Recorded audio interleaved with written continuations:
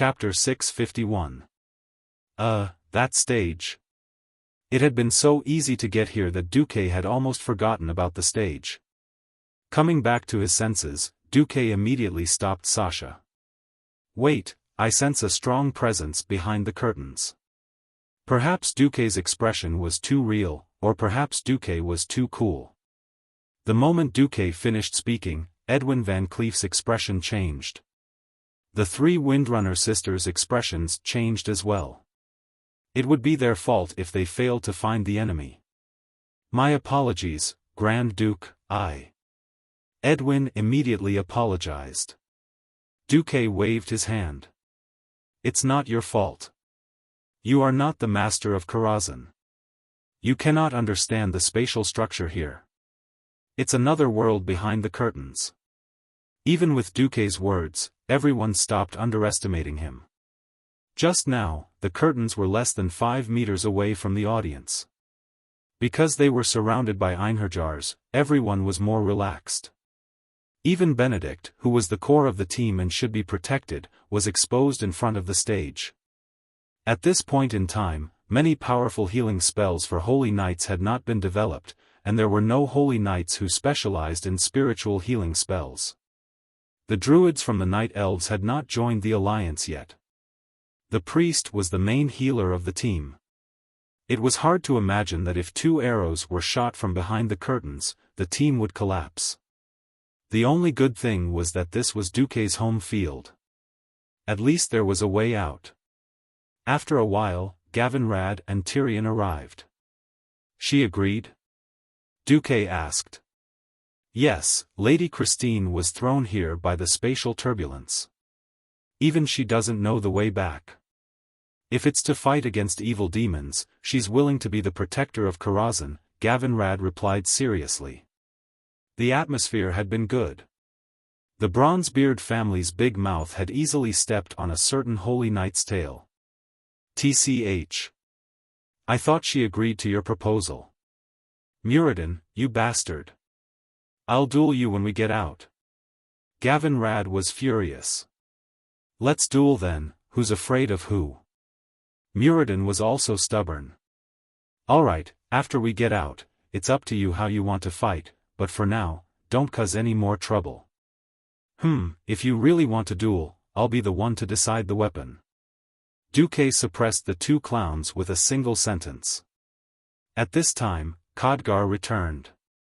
We've cleared the ghost actors ahead, but we can't find the way. A strange spatial layer had sealed off the original path. And we found a strange spirit. A special ghost? Sasha's eyes lit up. No, it should be said that the eyes of the 3 Windrunner sisters were frighteningly bright. It was difficult for them to resist the temptation of new things. Following the passage on the right side of the opera house, Duque and the rest followed the only passage to the backstage of the stage. At the end of the passage, they saw a male ghost announcer in formal attire. Unlike the other spirits, his soul seemed to be in a completely different space from the adventurer team. No matter if they tried to touch or use elemental power to attack, they all ended up missing. However, everyone noticed that this strange spirit would ask every once in a while, "Are you new actors?" Damn it, I've already informed Master that the previous scenes were all done badly. We need a new script, new opponents, and new scenes. We're here to kill all of you messy people, Muradin replied directly. There was no response. The holy light guided us here. We need to clear out the evil here, Benedict said. How much do you need to tip to open the door next to you? Edwin tried to solve the problem in a thief's way. Duque, don't expect us sisters to seduce you. Sasha said. Duque, the spirits, at this time, it was Sylvanas who stepped forward. She flipped her long blonde hair and put one hand on her waist. Yes. We are the new actors. Let's start the next scene. Seeing Queen Sylvanas' performance, Duque silently gave her a thumbs up. Yes. Duque, who was familiar with the strategy of Karazhan, knew very well that this was the key to solving the mystery. Upon hearing Queen Sylvanas' words, the announcer, who seemed to be in a daze, suddenly became spirited. He pulled up his collar, and his formal coat instantly transformed into a luxurious black tuxedo as if water had been poured over it. "Please follow me." As soon as he said this, the door to the stage, which had been connected to the entire subspace, opened silently. Duque said, "Follow him and get ready for battle." The ghost announcer's steps were elegant and steady. One could imagine how much effort he had put into etiquette training when he was alive. Walking to the center of the nearly 40-meter wide stage, he turned to the already empty auditorium and said loudly, "Ladies and gentlemen, welcome to tonight's performance. Ladies and gentlemen, welcome to tonight's performance. Tonight, we will see a love that has been thwarted in every possible way. However, as you all know, not all love has a perfect ending. Sometimes, love is as dangerous as thorns. Hearsay is false, but seeing is believing. When two people who love each other meet tonight, what kind of tragedy will unfold? Let's wait and see." Now, the performance begins. Duque, who had played Karazhan countless times in the past, knew almost as soon as he heard the opening remarks that the bosses this time were Romeo and Juliet. There would be 3 random scenes on the stage every time. Each scene corresponded to a different boss. The most classic opera Romeo and Juliet was the easiest of the 3 scenes to deal with. As long as the boss of this adulterous couple dies within 5 seconds, it will be considered a pass.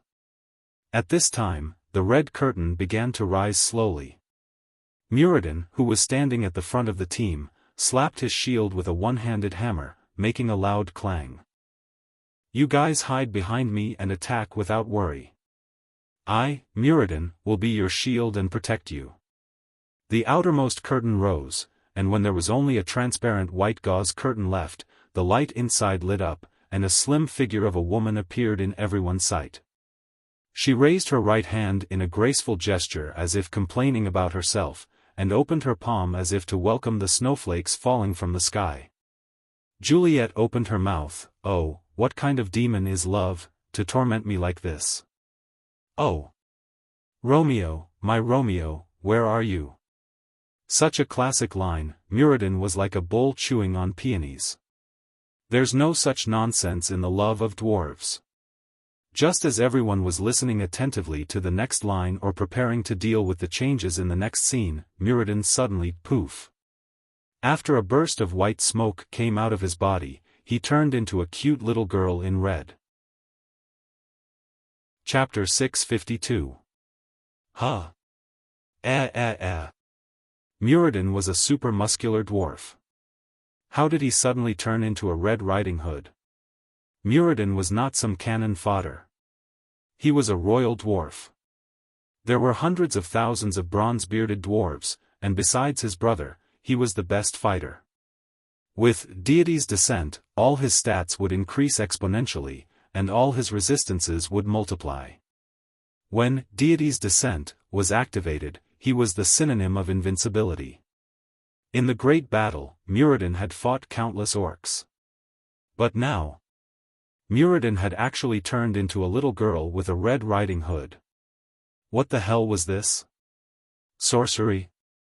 Secret technique?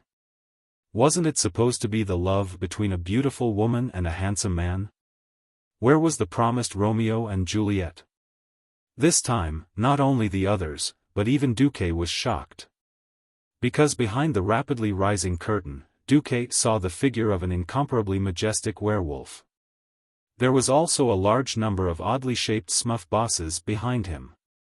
Juliet appeared as an undead boss, an undead girl named Dorothy, a lion, lion man, a tin woodman, a scarecrow, and a witch. For some reason, the handsome Romeo was nowhere to be seen.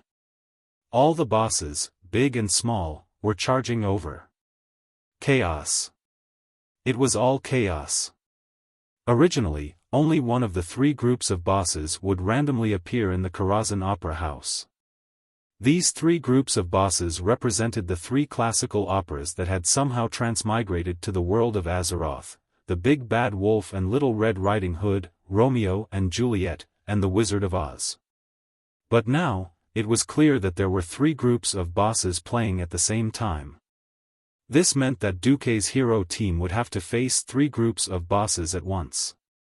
Protect Master, Khadgar, who was outside the stage, was the first to react. With a wave of his hand, at least 20 Einherjars rushed onto the stage. Bang! With a bang, Khadgar's magic and the charging Einherjars were all repelled in an instant. No one is allowed to disturb this sacred performance. No one would have thought that the announcer would easily block the way of Duke's helpers.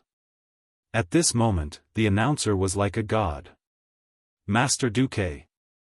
Khadgar could only stand outside the arena and worry like a madman, unable to do anything. Duke's voice immediately became everyone's highest order. Everyone, scatter. Muradin, run around the stage. Benedict, heal the dwarf. Tyrion, stand against the prettiest. Gavinrad, hold the Tin Woodman. The Windrunner sisters took turns fearing the lion. Leave the rest to me. Everyone, attack the little girl who shot the frost arrow. No one understood why they had to do this, but in the face of these thick-skinned enemies, everyone felt weak. Duke's voice became the only thing they could rely on. Oh! Damn it, damn it, damn it! I swear I'll never steal my brother's wine again. The domineering Muradin just now had been transformed into Little Red Riding Hood, running around with his transformed little arms and legs. A huge werewolf chased after him, slashing at him. Ah! It hurts. The strange transformation spell turned Muradin's insanely hard and thick adamantine plate armor into mere decorations. He felt like a little girl with her hands tied, and in the face of the evil big bad wolf's molestation, he could only scream and run away brainlessly. This feeling was so suffocating. So was Tyrion. He had killed countless orcs, be it male or female orc warriors. But when he smashed his hammer against Juliet's delicate human female face, he almost couldn't do it. The only good thing was that the holy light clearly told him that the woman in front of him was a ghost. Exorcism.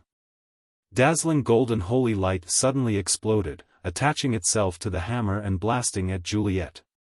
Unexpectedly, as an undead, Juliet could also use holy light. And it was a healing spell? Holy light above, could undead also use holy light to heal their companions? Tyrion almost bit off his tongue.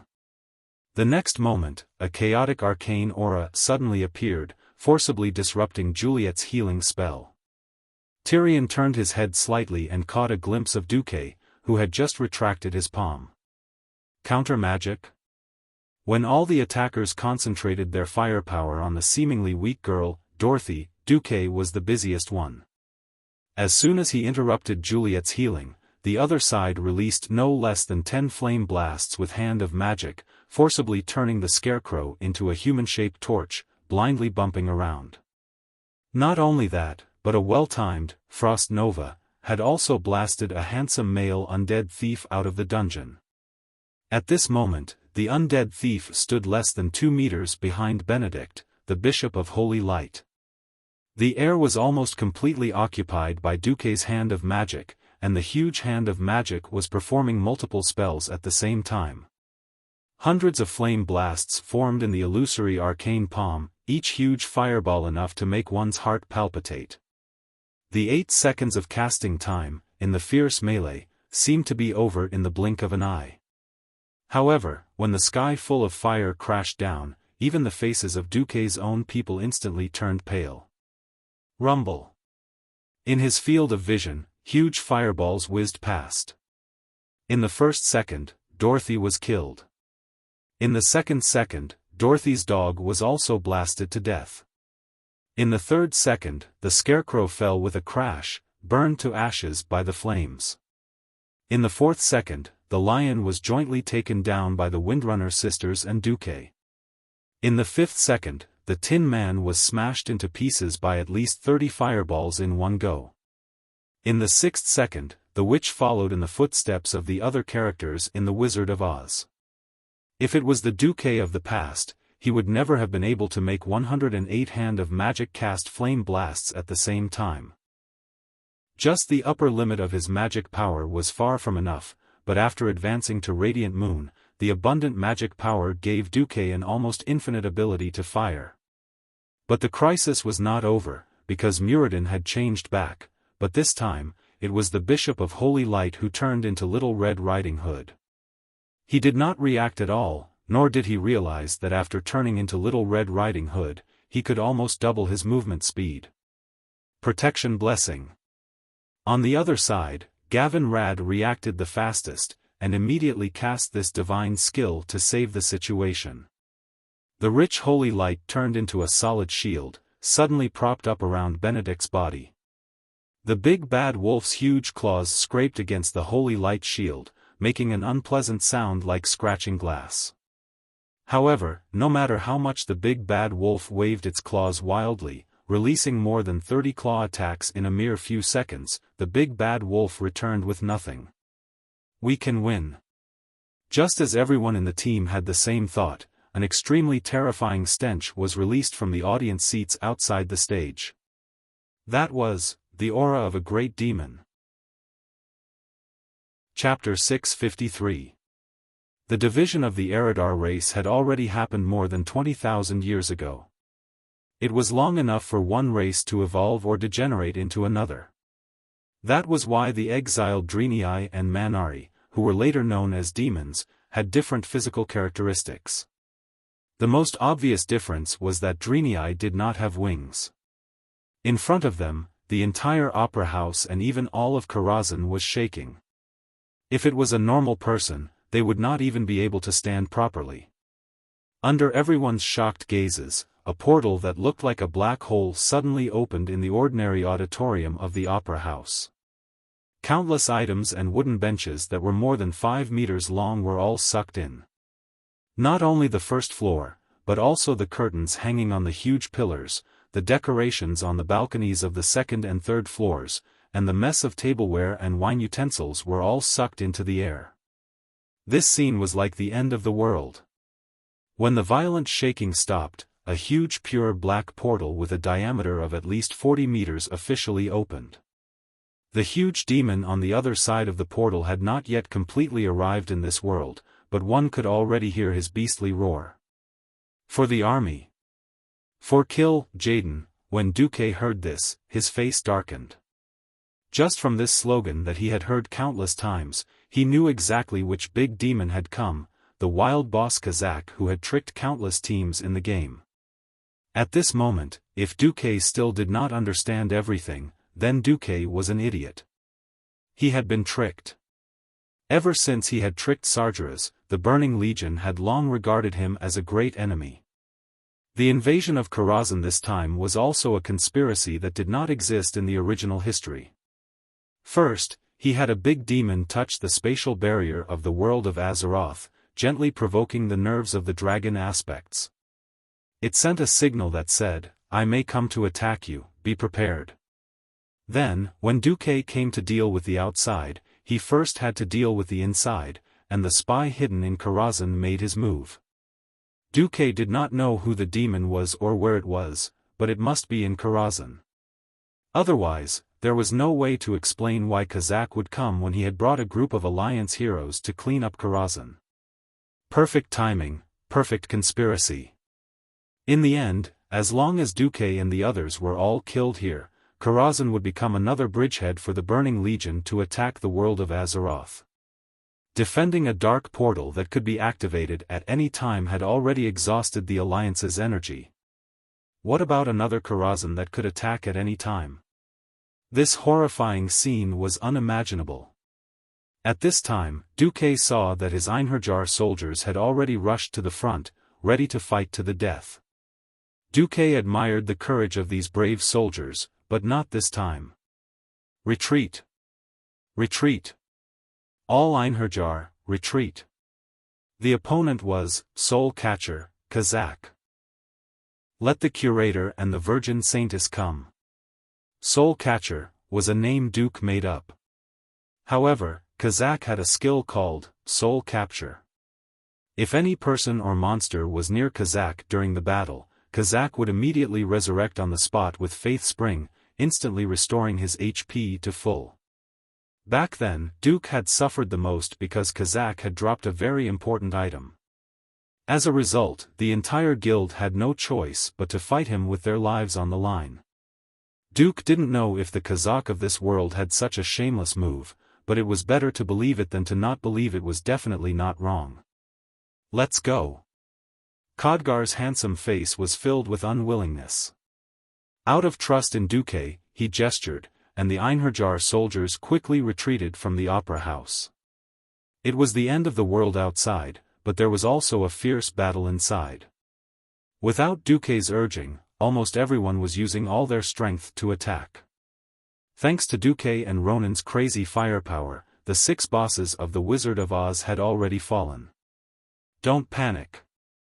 Control Romeo and Juliet, kill the werewolves first. If you can't catch the werewolves, open fire. No one knew how Duque knew how to deal with the enemies, but this did not affect their trust in Duque. If not for Duque's command, the team would have been reduced when the enemies swarmed them. Everyone was in a sorry state, and the big demon that was about to come out made everyone nervous. But these were all heroes in the Alliance, and the more nervous they were, the calmer they were. Seeing that they could not help, Gavin, Rad and Theon looked at each other and used sanction to knock Romeo and Juliet unconscious. F***CK. The 5 Silver Saints were so strong that they could even knock out bosses. At this time, it was Sylvanas's turn to become Little Red Riding Hood. Looking at the dignified Queen Sylvie turning into a little blonde lowly, Duke actually had the mood to burst into laughter. Queen Sylvanas used the agility of a ranger to escape while glaring at Duque. Duke snickered, but his hands did not hold back. Everyone, open fire. Aurelia and Sasha immediately used rapid shooting. A purplish-blue arcane light erupted from Duque and Ronan's bodies like a volcanic eruption. Ronan used the ultimate arcane skill, Arcane Energy. Duque used the top-tier meta-magic ability, Arcane Energy Storm.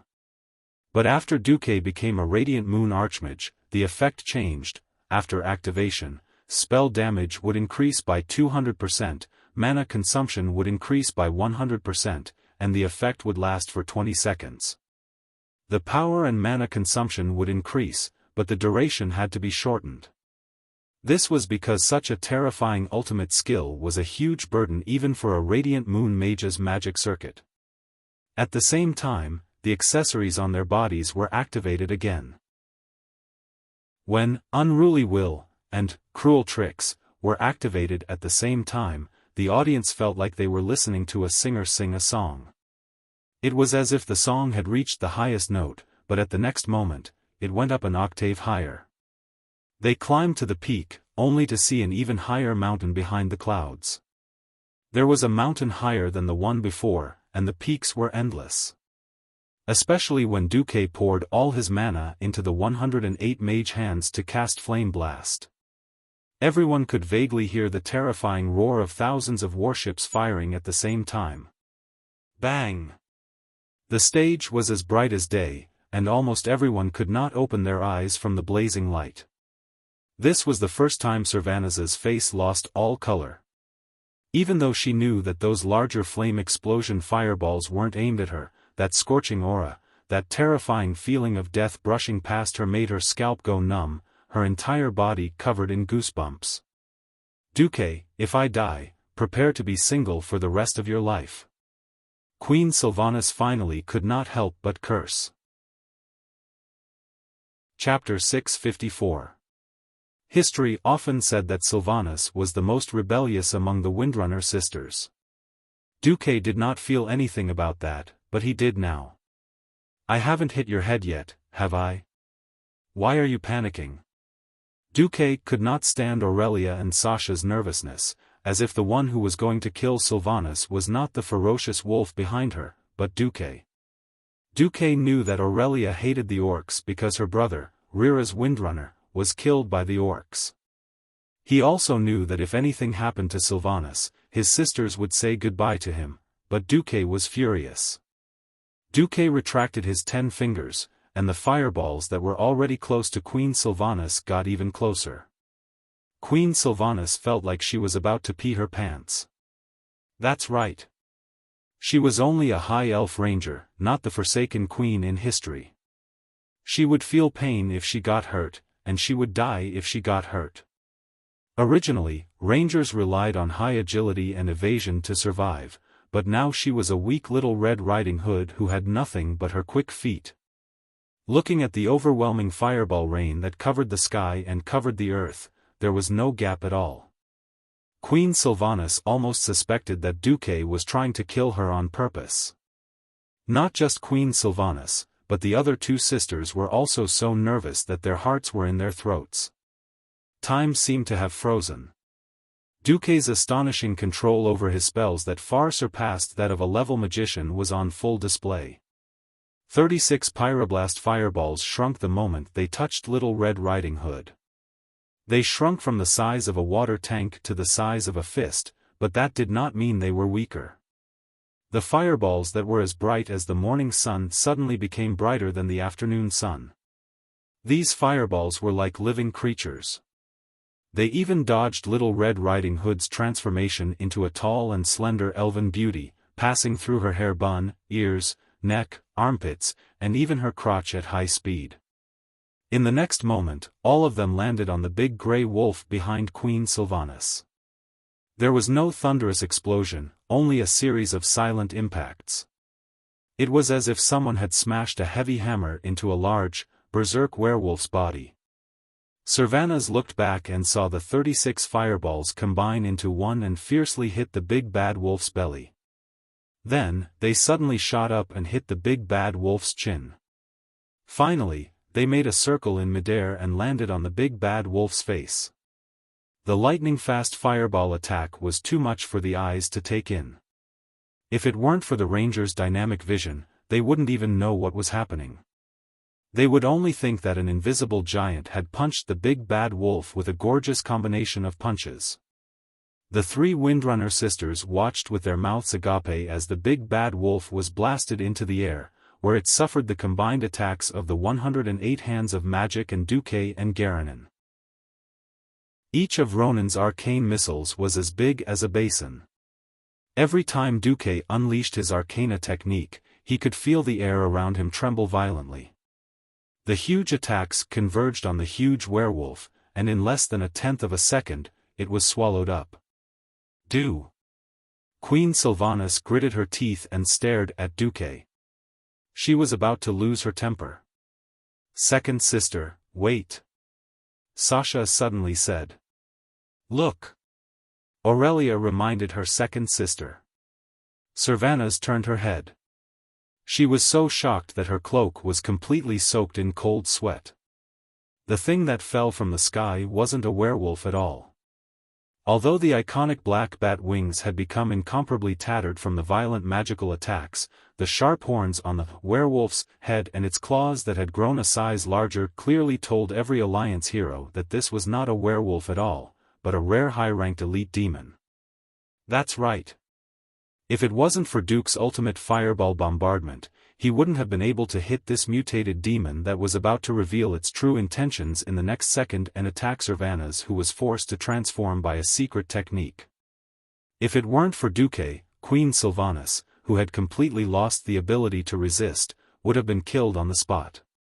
Humph. TSK, Romeo and Juliet, who were the only 2 left on the stage, suddenly made a sound of disdain. Under everyone's gaze, the skin on their faces started to crack, and they no longer had the aura of the undead. It was the aura of a true great demon. Looking at the 2 female demons that burst out of their smaller bodies and gradually grew larger. If there were dogs nearby, Duque might really want to kill them. Plump balls, beautiful waists, amazing curvature of the buttocks, and bikini attire. Just looking at these 2 demons, who were rare beauties in the eyes of humans, were mysteriously sexy. Unfortunately, they had goat horns that curled from their foreheads to the back of their heads. One of them was scarlet while the other was purple. They also had the same iconic pointed tail and goat legs that curved backwards. In addition, they clearly told Duke and the others their identity. They were the demon sisters that should have appeared in the Sunwell in the future, the Eridar twins, the two lieutenants of Kill Jaden. Almost as soon as they appeared, the pair of demon sisters gave the adventurer team a show of strength. They raised their hands and used Chaos Strike, causing Theon to lose his bearings and spin around on the spot. The other also waved her slender hand, and Gavin Rad was already bathed in flames, dancing in the flames. Rejoice! Lowly mortals, you will become the first victims of the Burning Legion's conquest of Azeroth. The purple-skinned one was Queen Saloras. Ha! Scream in pain. Cry and howl. Then die. The red-skinned one was naturally the high-grade warlock Elisa's that Duque was more familiar with. The heroes of Azeroth didn't know who they were, but they could sense that they were extraordinary from the aura of this pair of mysterious demons. Only Duque's heart was cold. The Eridar twins and Karzak? Kill Jaden was really generous. Perhaps this was one of the side effects of him changing history.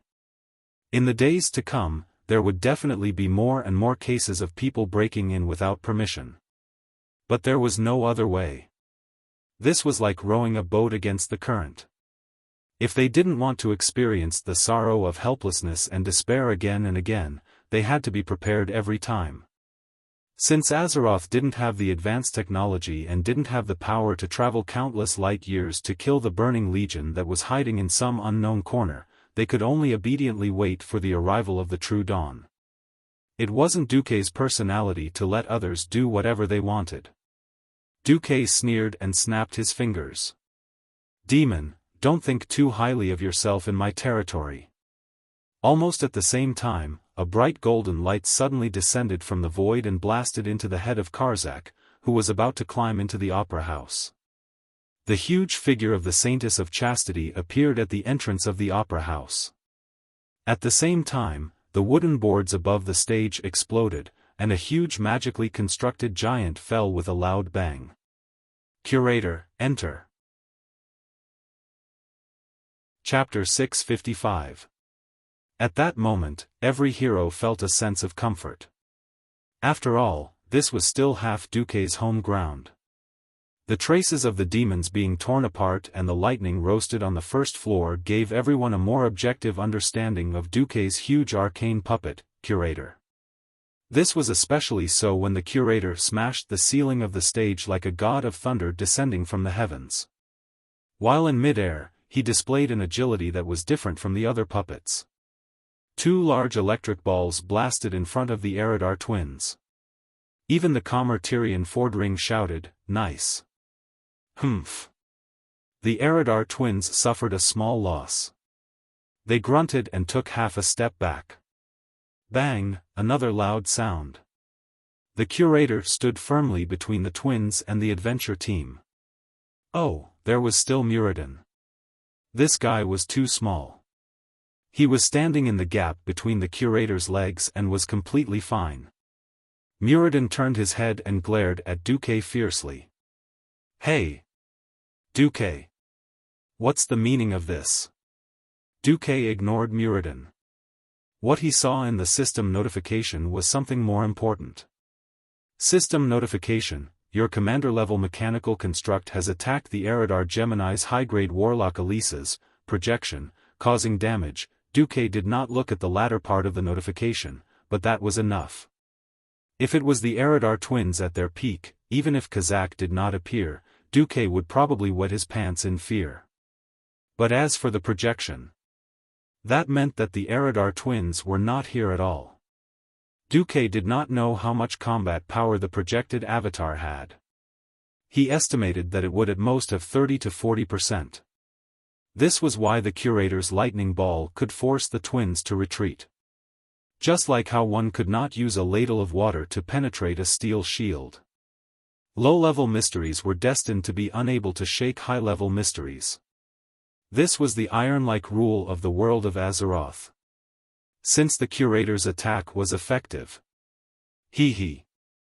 Looking at the confident smile on Duque's face, the Eridar twins actually laughed together.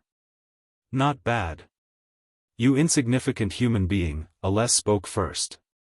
You actually saw through our true strength in one go, Queen Saloras said. Humph.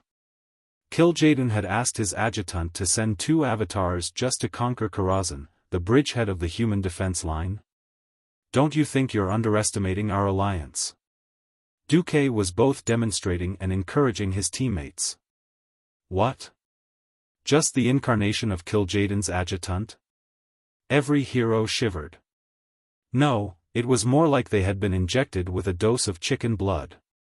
It took courage to fight against a powerful enemy, and it took even more courage to launch a suicidal charge despite knowing that death was inevitable. Not everyone was called Wuther the Light Envoy. Compared to fighting to the death with the demons, everyone preferred this kind of counterattack. For the Alliance. Charge! Muradin was the first to rush forward. He was immediately kicked away by Queen Saloras. Although Kil'jaeden and Kil'jaeden were in human form, they were as tall as 2 people. The kick was definitely painful. Muradin flew out with his heavy armor like a fly ball hit by a baseball bat. At this time, Muradin's qualities as a top warrior hero were fully revealed. Even when he had nowhere to borrow strength from in the air, Muradin still had the time to activate the warrior's special skill, Intercept. Using up a stream of fury, which was the source of the warrior's strength, Muradin, the dwarf, suddenly kicked with his short legs in the air, causing the air under his feet to explode.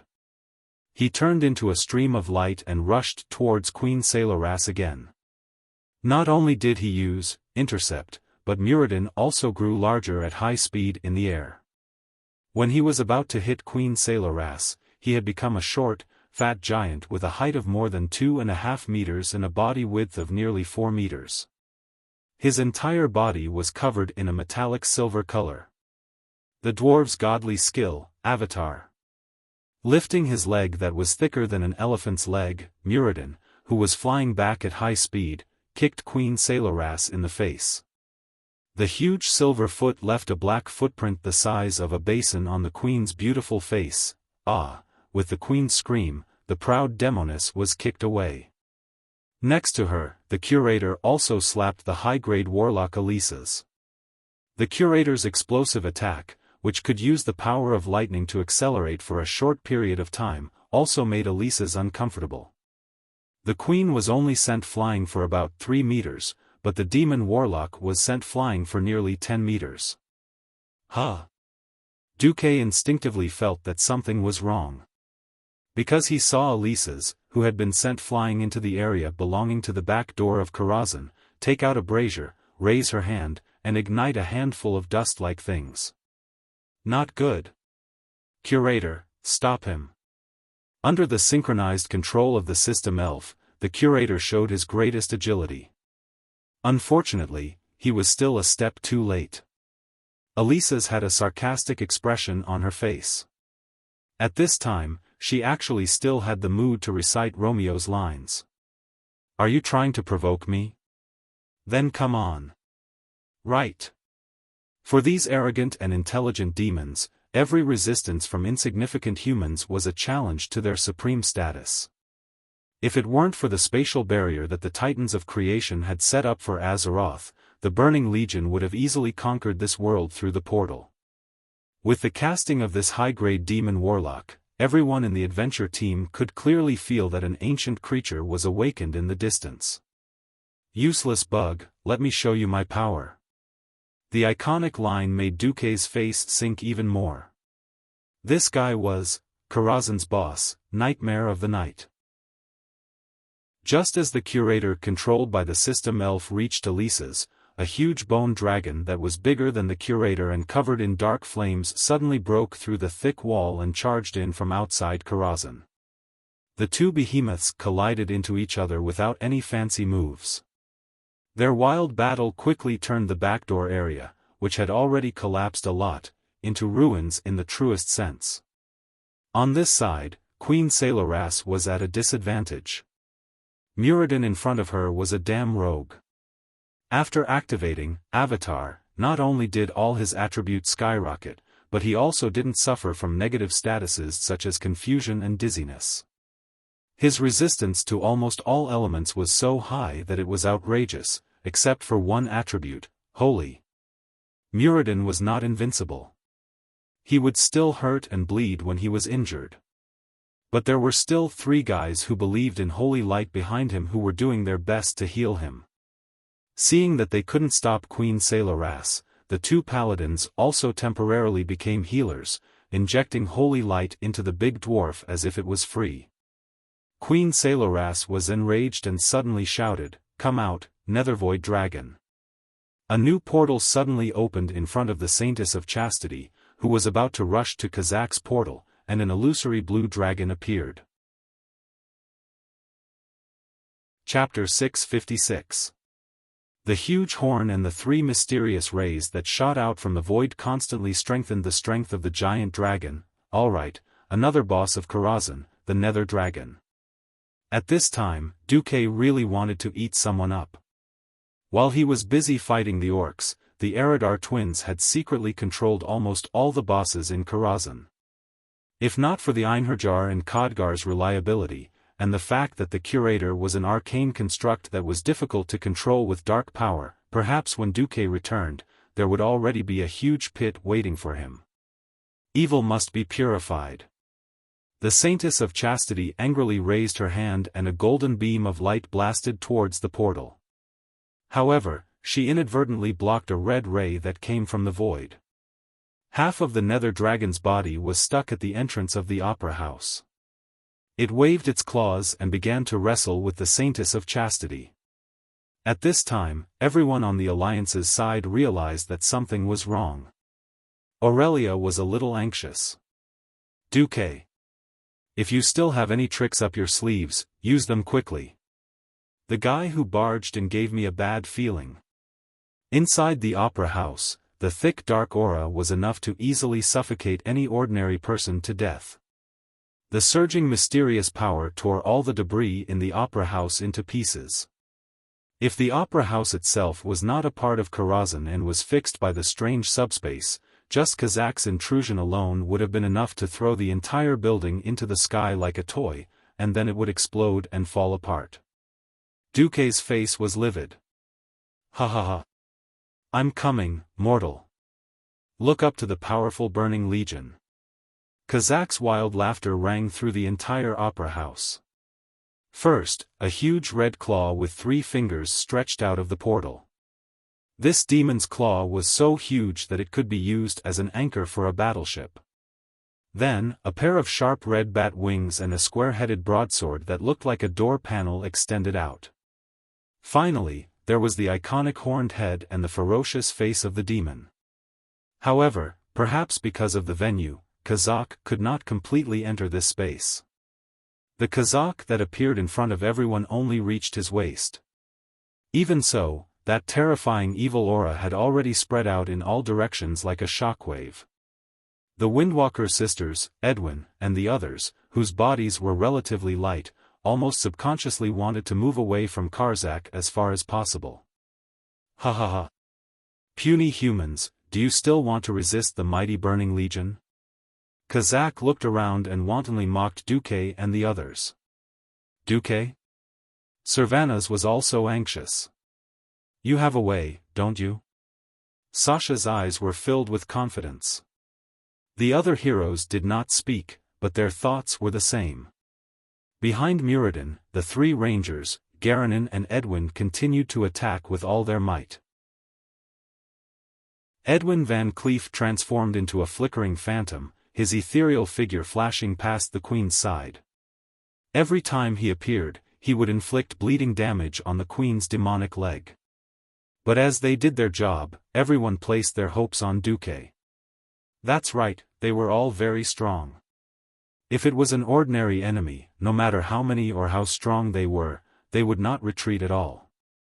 Unfortunately, this was far beyond the limits of what mortal power could handle. When they could not handle things themselves, they could only pray for a miracle. Duque was synonymous with miracles. Did Duque run out of tricks? More or less. Racking his brain, Duque could not think of a good way to deal with Kazak. The others might not know, but Duque knew that Kazak was a very meticulous enemy. If this bastard was not killed in 3 minutes, Kazak would enter a berserk state. That was a terrifying state where his attack power and life force would double and double. Anyone would have to kneel before it. Duque could run away with his corpse, but Aurelia and the others would all die. If they could gather the strength of 10 people and gang up on Kazak, they might have a chance of survival. With the projection of the Eridar twins still around, there was no chance of survival at all. Duque pulled out a red scale at lightning speed and shouted at it. "Help! I'm going to die. Alexstrasza, get over here and help me deal with that big demon, or you'll have to help me collect my corpse." Well, actually, those were purely Duque's thoughts. As the deputy commander of the Alliance, the hero of the Alliance, and the new temporary guardian, would Duque do something so uncool? Of course not. The actor Duque had Theon carry the high-grade warlock Auras, who was charging over again, while his hands continued to attack Queen Sailoras. He only used a small amount of time to say to the scale, the commander of the Burning Legion, "Kill, Jaden, has sent Kazak and his 2 deputies to attack Karazhan. The acting guardian, Duke Marcus, will fight until the last moment. If possible, please send reinforcements as soon as possible." Ever since the Eridar twins helped Kazak forcibly open the spatial barrier of Karazhan, the surrounding space had become unstable, and magic communication had lost its effect. As for how effective this scale was, Duque was not sure. Do your best and leave it to fate. This was Duque's attitude. The acting guardian's authority was only to call an ancient red dragon of the Red Dragon army. Duque was very clear that one ancient red dragon was definitely not enough. At the very least, 2 of the ambassadors from the Sleeping Dragon Temple had to take action. Otherwise, it would be impossible to defeat Kazak in 3 minutes. Duque had thought of a miracle, but he did not expect a miracle to appear in such a strange form. A small window suddenly popped up, occupying a large part of the upper left corner of Duque's retina. "Congratulations, host. Because of the connection between the Guardian and the Sleeping Dragon Temple, you have now officially activated Debt Collector Beats People mode." Before Duque could react, the system elf read the information on the surface of his brain and filled it in this pop-up window. Target, Burning Legion's high-grade commander, Kazak. Combat power evaluation, skeleton level. Initial estimation of skills, Cleave, Thunderstrike, Group Shadow Arrow, Soul Capture, and so on. Request for combat power support automatically set to Elite Ancient Dragon or above. According to combat power requirements, automatically ignore Quick Hit and Downwind Hit modes and activate Specialized Hit mode. Your request has been sent. Please wait for the old driver of the dragon race to accept the order. Beep, beep, beep, the route is busy. You can choose to add a tip so that the powerful dragon race will be more interested in your order. Duke almost spat out a mouthful of blood when he saw this. You still want a tip? This is saving the world. You're actually asking me for a tip? Duque rolled his eyes. With a thought, he wrote Häagen-Dazs ice cream in the tip column. A miracle happened. The female driver of the dragon race, Legolas, has accepted your order. Please protect yourself, she will arrive at any time. Chapter 657. Huh? Dragon Tribe driver Legolas? Who is that? Why does it sound so familiar? Duque's first reaction was to be dumbfounded. His second reaction was F***CK. Kazak's shadow arrow rain that covered his entire field of vision was coming. It was not a good feeling. It was as if he was tied to a cross and could not move at all, while the other party tossed a black, poisonous sea urchin at his face. The sound of death that rang in his ears made his scalp go numb. Hide behind me. Muradin attempted to use his massive body to block in front of him, creating a path of survival for the adventurer team. However, his actions were stopped by the Eridar twins at the same time, and he was forcefully held back. At the critical moment, a teleportation gate suddenly opened beside Duque. An extremely healthy and fair thigh appeared in front of Duque.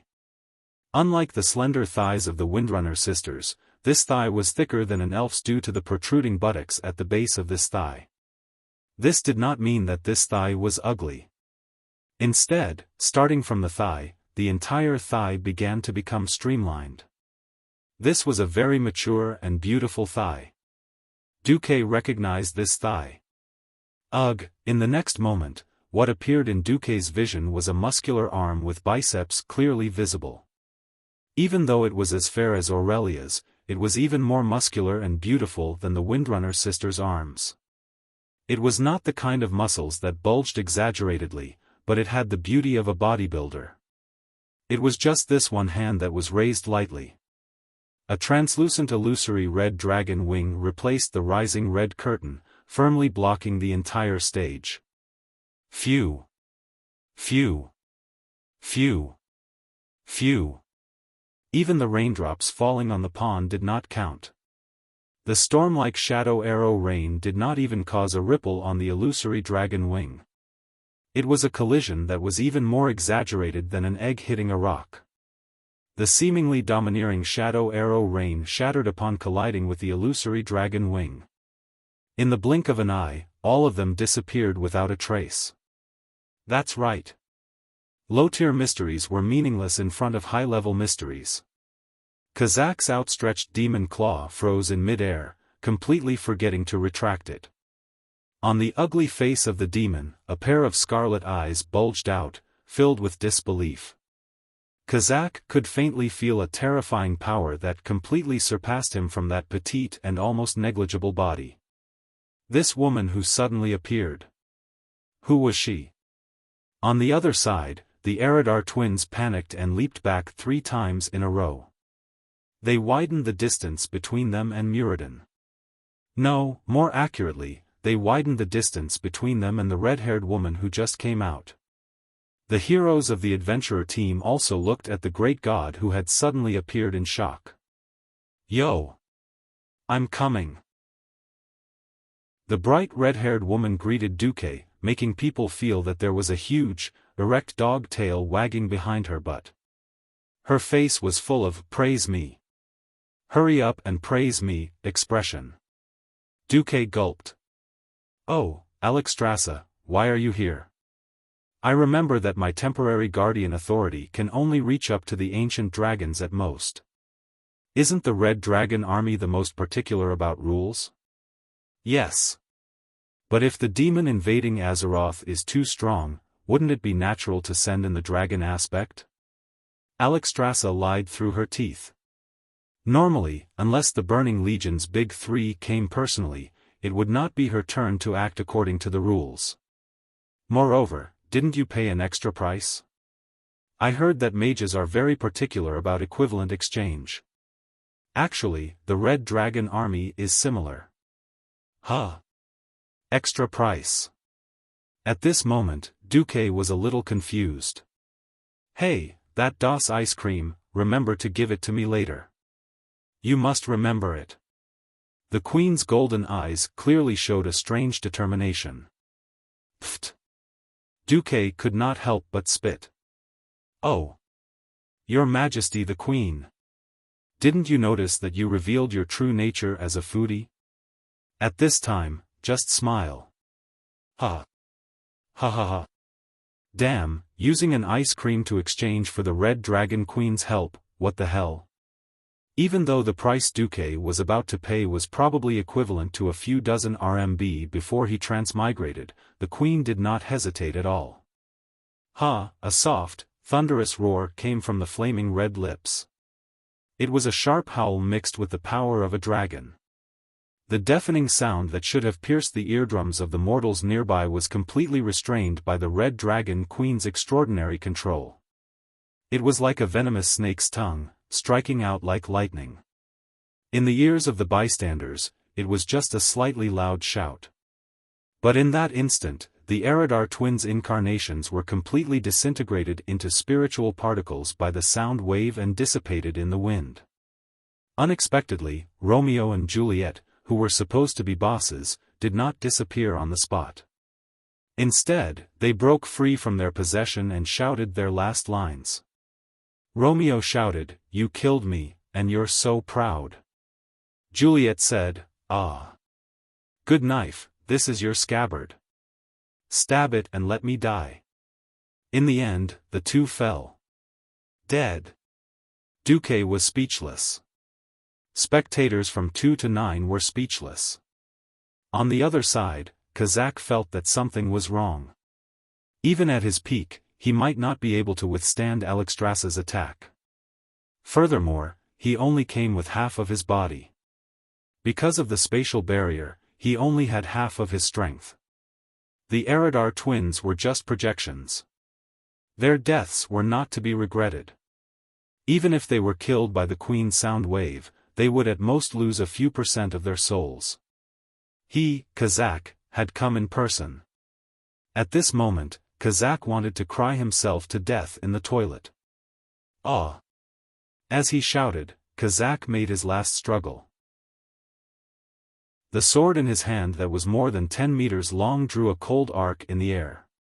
He used all his strength to slash at the Red Dragon Queen in the middle of the stage. Humph! Disdain flowed out of her golden eyes. She walked forward casually, feeling completely defenseless. Her steps were so light that it seemed like she was going for a picnic. It was not like a warrior's footsteps at all. Kazak almost couldn't help but laugh. For the first time, he saw the light of victory. Yes, dragons were indeed powerful creatures. Their bodies were also top-notch. The Red Dragon Queen's almost limitless healing ability was also very overpowered. But, so what? Kazak laughed maniacally in his mind. Fool! How much strength can you use in your human form? I, Kazak, will be taking the head of the life-giver Alexstrasza. Kazak left this sentence in his mind and attacked with all his might. The sword, which was already faster than a mortal's dynamic vision, actually burst out with a short but powerful aura and exploded with a second acceleration. The sword cut through the void and slashed at the Queen's neck. At this moment, Alexstrasza suddenly said, "My ice cream." Chapter 658. Ice cream? What's that?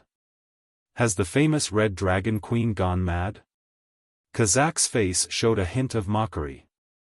Demons were very realistic and would not be soft-hearted just because the other party revealed a flaw. No one expected that the speed that was already at the peak of the peak could be accelerated a third time. If one had to describe the speed before this move, it would be lightning. When one saw the light, one's head would already be struck by lightning. However, after 3 times of acceleration, one's perception was almost in the realm of spatial folding.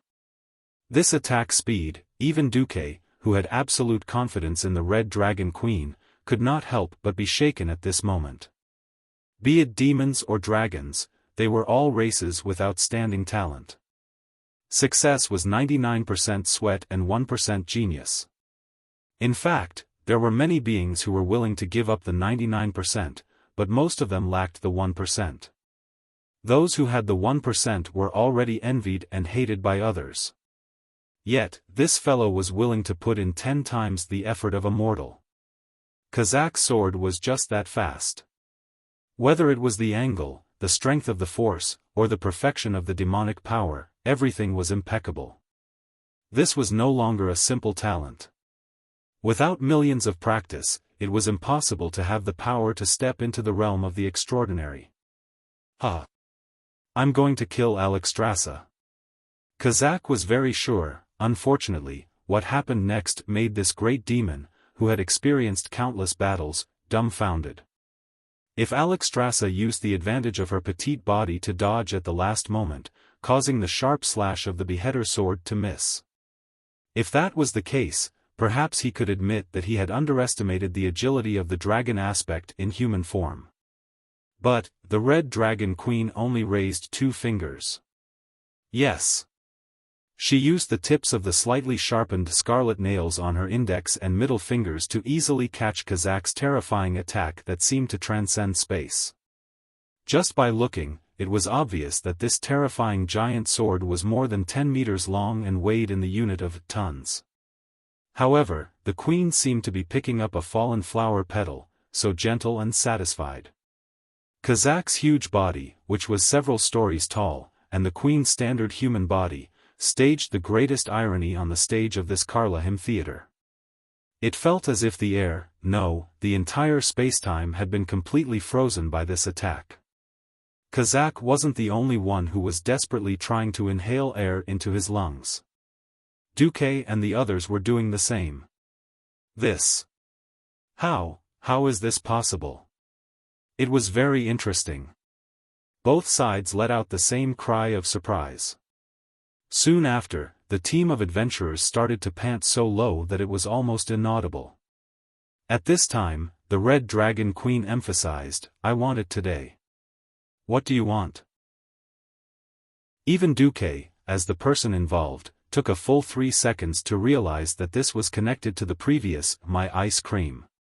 This foodie actually said, "I want the ice cream today." Duque pointed at Kazak in annoyance. "The faster you get rid of this guy, the more time I have to get your ice cream."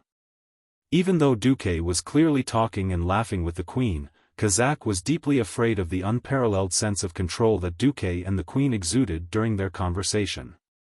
The queen's eyes moved, and the aura that burst forth from her gaze seemed to make this big demon feel as if the sky and earth were collapsing. Yes. Whether it was the sky or the earth, it was all on his side that was collapsing.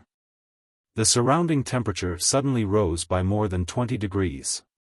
Even the air was buzzing, as if some invisible, mysterious power was rippling through the entire theater.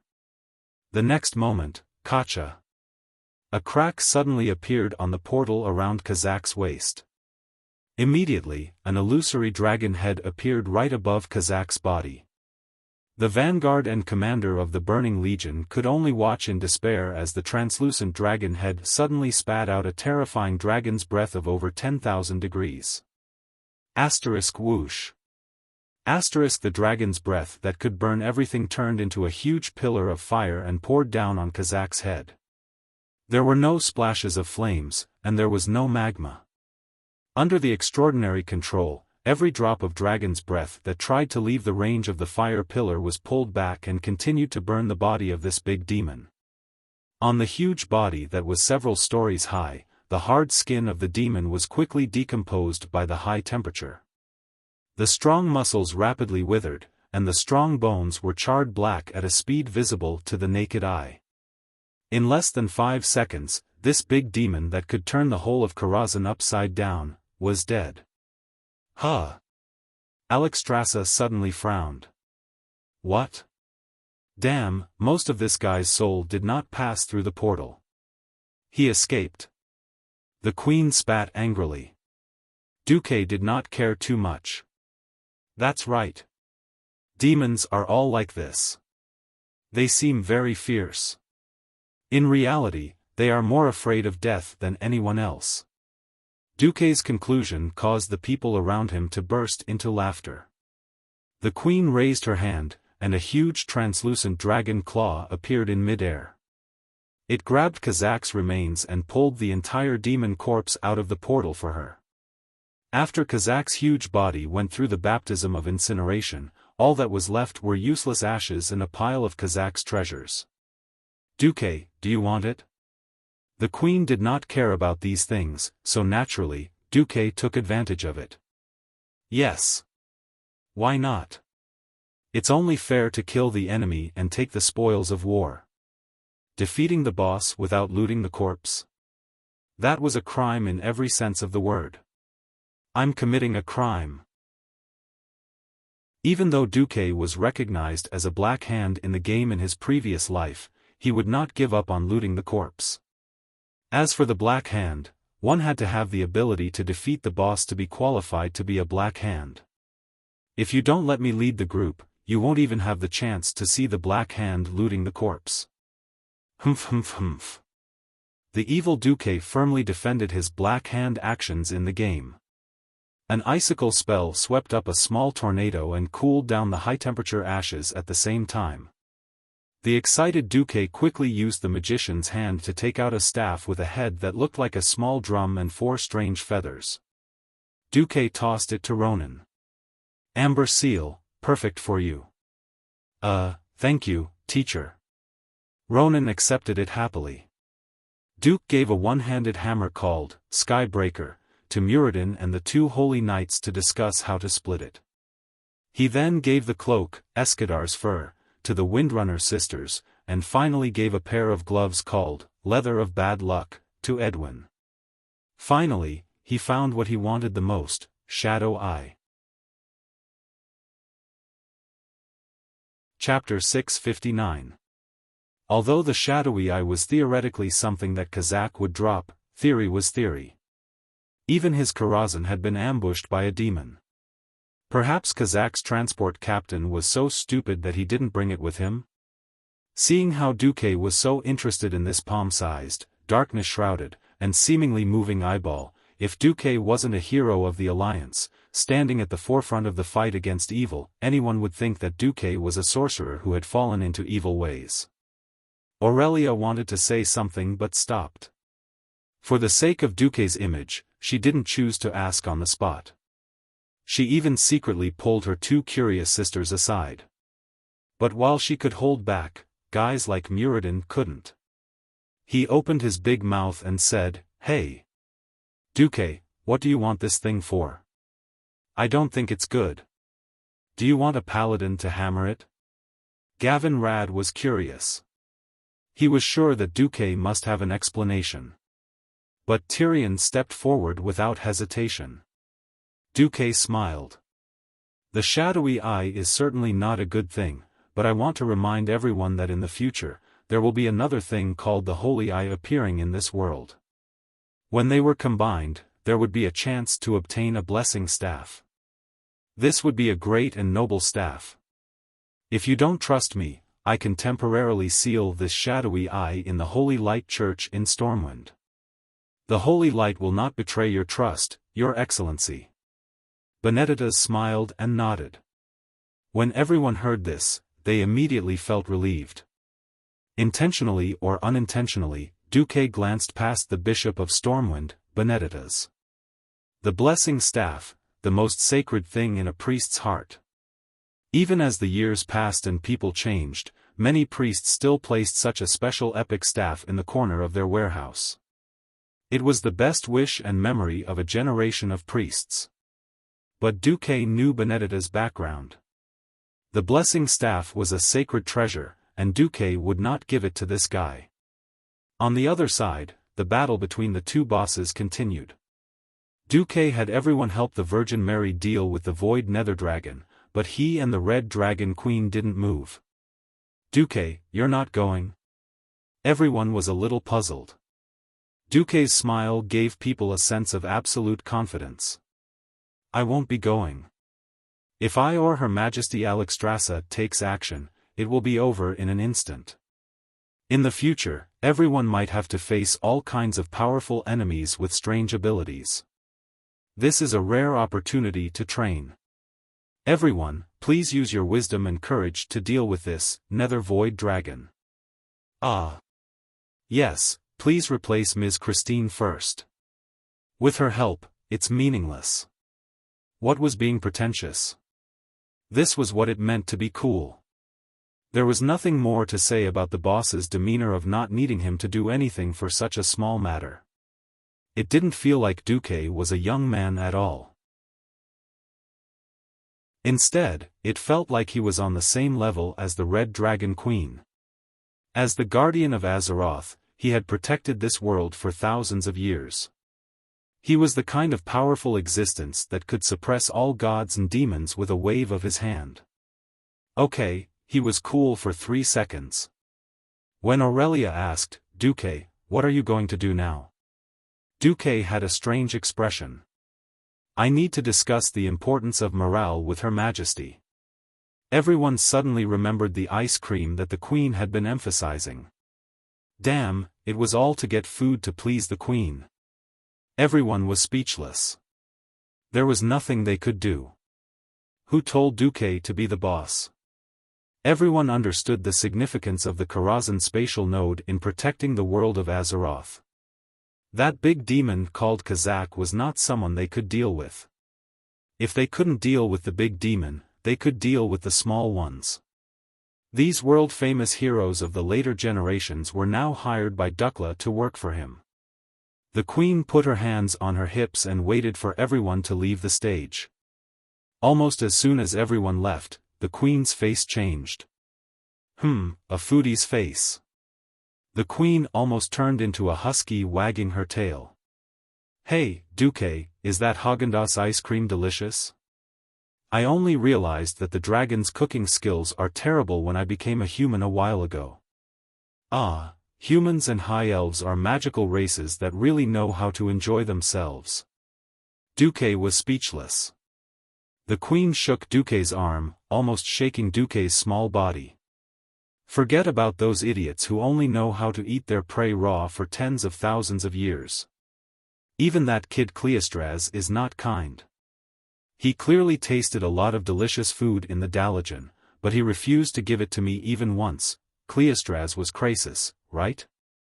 Hey! Legend has it that Krasis is secretly in love with you. Just because I don't give you delicious food, you erase his love for you. Krasis, did I do something to make you despair?" Duque's heart was trembling. It seemed that he had broken up another historical couple. Why did he use the word again? Well, anyway, Duque was from the Lovers Go to Die group. Even if he was now a traitor to the Singles Alliance, Duque decided not to care about it. Unexpectedly, the Queen kept on chattering. "When I was Legolas, I heard a piece of news. The best seasoning in the whole of Lordaeron comes from you. I didn't expect you to be a gourmet supplier." Yes. If I could travel back in time, I would definitely write a book called The Gourmet Supplier and dominate the Dianyang website in 2016. What a joke. Only Duque himself knew that it was not that his cooking skills were good enough, but that the food and seasoning methods in this world were too lousy. Even the white bread that was considered superior by the world was worlds apart from the bread that was fermented with yeast, bulking agents, and additives before Duque traveled through time. Because of transportation, salt was not available in many places. There was no butter, no peanut butter, and they had to eat dry, tasteless bread every day. Duque was too lazy to complain about all kinds of terrible things. At that moment, Duque became the master of China. At that moment, Duque became the god of cooking in the spirit of the halberd eaters. The best actor Duque looked at the Queen with a sacred aura and said solemnly, "True delicacies of the world need time, love, and creativity to polish them. Things made in haste will never be perfect. Alexstrasza, do you trust me?" The Queen quickly nodded like a chick pecking at rice. "Give me 3 days. I will make Häagen-Dazs ice cream that will satisfy you." Duque mourned in his heart. "Sorry. Häagen-Dazs, Duque, may ruin your brand." Chapter 660. Logically speaking, there was a reason for everything's success. So big that humans dominated the earth. So small that the success of Häagen-Dazs ice cream. Although Duque always felt that Häagen-Dazs was too sweet, many people in his previous world would easily think of it when they thought of the best ice cream. Of course, it was impossible for a half-transmigrator like Duque to make an identical ice cream under the Häagen-Dazs brand. Duque's biggest advantage was that no one in Azeroth had ever eaten an authentic Häagen-Dazs. If this wasn't a war-torn world, Duque was absolutely sure that he could become the richest person in this world with just his transmigrator knowledge. Don't ask why Duque knew how to make ice cream. Forget that there were no female creatures in the temple of the University of Technology. There was only one small shop within 3 kilometers of the university. Not only did they sell pineapple beer, they even dared to refreeze the melted ice cream after the power was cut off. In a fit of anger, Duque and the other animals didn't have ice cream to make themselves. So they remembered it. Don't ask why they ate ice cream in the middle of winter. Didn't they see that the person who was drooling over it was actually a super female dragon? Her stomach was full of stomach fire. Dragon breath. How could it not be hot? That wasn't a problem at all. And the insidious Duque, in order to maximize the effect of nothing, had specially carried out a contrast battle. So, while the 9 heroes of the Alliance fought to the death downstairs, Duque and Alexstrasza slipped to the rooftop of Karazhan to make food. After a few teleportations, Duque got what he wanted. After Prince Malchezer knelt, the rooftop of Karazhan was empty. The queen sat cross-legged on the fence, looking left and right, smelling the increasingly rich fragrance in the air. She was so moved that she was about to cry. On the left was a whole roast cow. The red dragon had eaten roast beef quite a bit. Duque's method was more authentic. After removing the internal organs and peeling off the skin, Duque used hands of magic to fix the cow's body on a special iron frame and then put various spices into the cow's body. Well, ever since he made mustard, Duque had invested at least 100,000 gold coins in seasoning. He didn't have cumin anymore, but he still found a lot of similar things. He spread the seasoning paste evenly over the cow's body and used only a dozen hands of magic to carry the iron frame to a special pit for roasting the cow. The pit that was specially made for roasting the whole cow looked like a tin can. It was built with bricks and was about 4 meters long, 2 meters wide, and 2 meters deep. The cow was placed in the pit, and at the bottom of the pit was a blazing charcoal fire. As long as the beef was roasted over a charcoal fire for a few hours, the color of the beef would slowly turn golden. The golden color signified a bountiful harvest, which meant that the whole beef was cooked. Duque had asked Alexstrasza if she could wait. The queen said, "It's fine. I have plenty of time." For a dragon that had lived for more than 20,000 years, what she lacked most wasn't time, but new things. Duque suddenly realized that the gadgets he brought from Earth that couldn't be found in this world could be very attractive to these guys who had almost infinite lives. Fine. The food supplier, Duque, went back to work. Since it was fake Häagen-Dazs ice cream, simple ice cream couldn't satisfy the queen, or to be more precise, Duque's appetite. What Duque was going to make was red bean ice cream. He asked the system elf to pick out the impurities in the red beans with hands of magic and rinse the pebbles. Soak the red beans in cold water for 1 hour, add water, and cook the red beans using the method of boiling the water 3 times and braising 3 times, boil the water 3 times, then turn off the heat and simmer for half an hour, repeat 3 times. At the same time, he broke the eggs into a small basin. He couldn't find a beater in a hurry, but it wasn't a problem for Duque. He simply rotated the hands of magic in the basin at a high speed. When the color became slightly lighter, it was a success. While beating the eggs, Duque slowly added milk and sugar and stirred. Duque and Alexstrasza slowly heated it up with a low flame, chatting about trivial matters as they heated and stirred the semi-finished products. When the pot was boiling, Duque added cornflour. Unfortunately, there was no cornstarch in this world. Duque really didn't know how to make it, so he could only replace it with ground cornflour. However, it wouldn't be a problem to fool people, no, dragons. He added the cornflour and stirred it until it was uniform. He heated it again. This time, it was more viscous. He heated it slowly with a low fire and put it into a container. Usually, what followed was a long cool-down. Normally, it would take about 4 to 5 hours to freeze. Unfortunately, when Duque saw this dragon queen, who was obviously a glutton, gulping down her saliva every minute, Duque resigned himself to his fate and used magic to improve it. The great radiant moon mage Duque used his unparalleled control of magic to speed up the cooling of the ice cream as much as possible without damaging its quality. It was the same with the roast beef.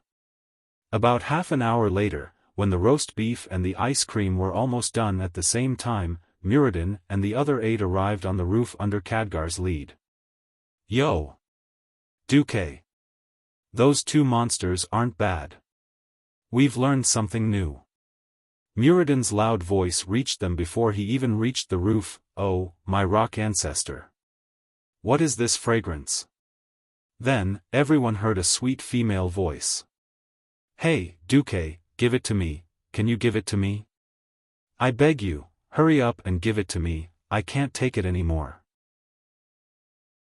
Any man who heard that sorrowful voice would feel their bones go numb. If it had been anywhere else, Aurelia might have been annoyed. Unfortunately, after smelling that rich fragrance, the Windrunner sisters had fallen. The group of fellows charged forward at the speed of a charge. No, that bastard Muradin used the warrior's charge skill. "Mine! Mine! It's all mine." What did dwarves love the most? Delicious food and good wine. Not just that bastard Muradin, even the other heroes who had experienced a tough battle were tempted by the situation before them. Although no one was injured, they had expended a lot of stamina and energy. What could be more surprising than a delicious roast beef and mysterious ice cream after a victory? The group first pounced on the golden roast beef. Then, when they realized that the great red dragon queen was eating the roast beef without a care in the world, she scooped up a spoonful of ice cream. Everyone's expression changed. That's right, roast meat with ice cream was a bit ridiculous, but these country bumpkins in the food desert of Azeroth had never seen it before. Chapter 661. Soldiers who had been on the battlefield knew the value of good food. The hardship of marching was not something that outsiders could understand. Walking in dense forests, if they had enough energy, they could shoot some prey and have a sumptuous meal. When marching to places like the Burning Plains or the Cursed Lands, the experience was enough to make people want to die. It was not that there was no prey, but would anyone dare to eat those monsters that had been corroded by dark energy? Moreover, roasted meat could not possibly be as delicious as Duque's whole roasted cow. What else was there to care about in war? It was already good enough to stay alive. Did they not see that even the crown prince of Kurtalas had died? Other than the Dalajan's pharaoh who could not sleep well, eat well, and would not work if their babies were not happy, the entire alliance, from soldiers to generals, did not care so much. But this did not mean that they had no need for good food. Kings and nobles would carry spices in private. Yes, it was something from Duque's side.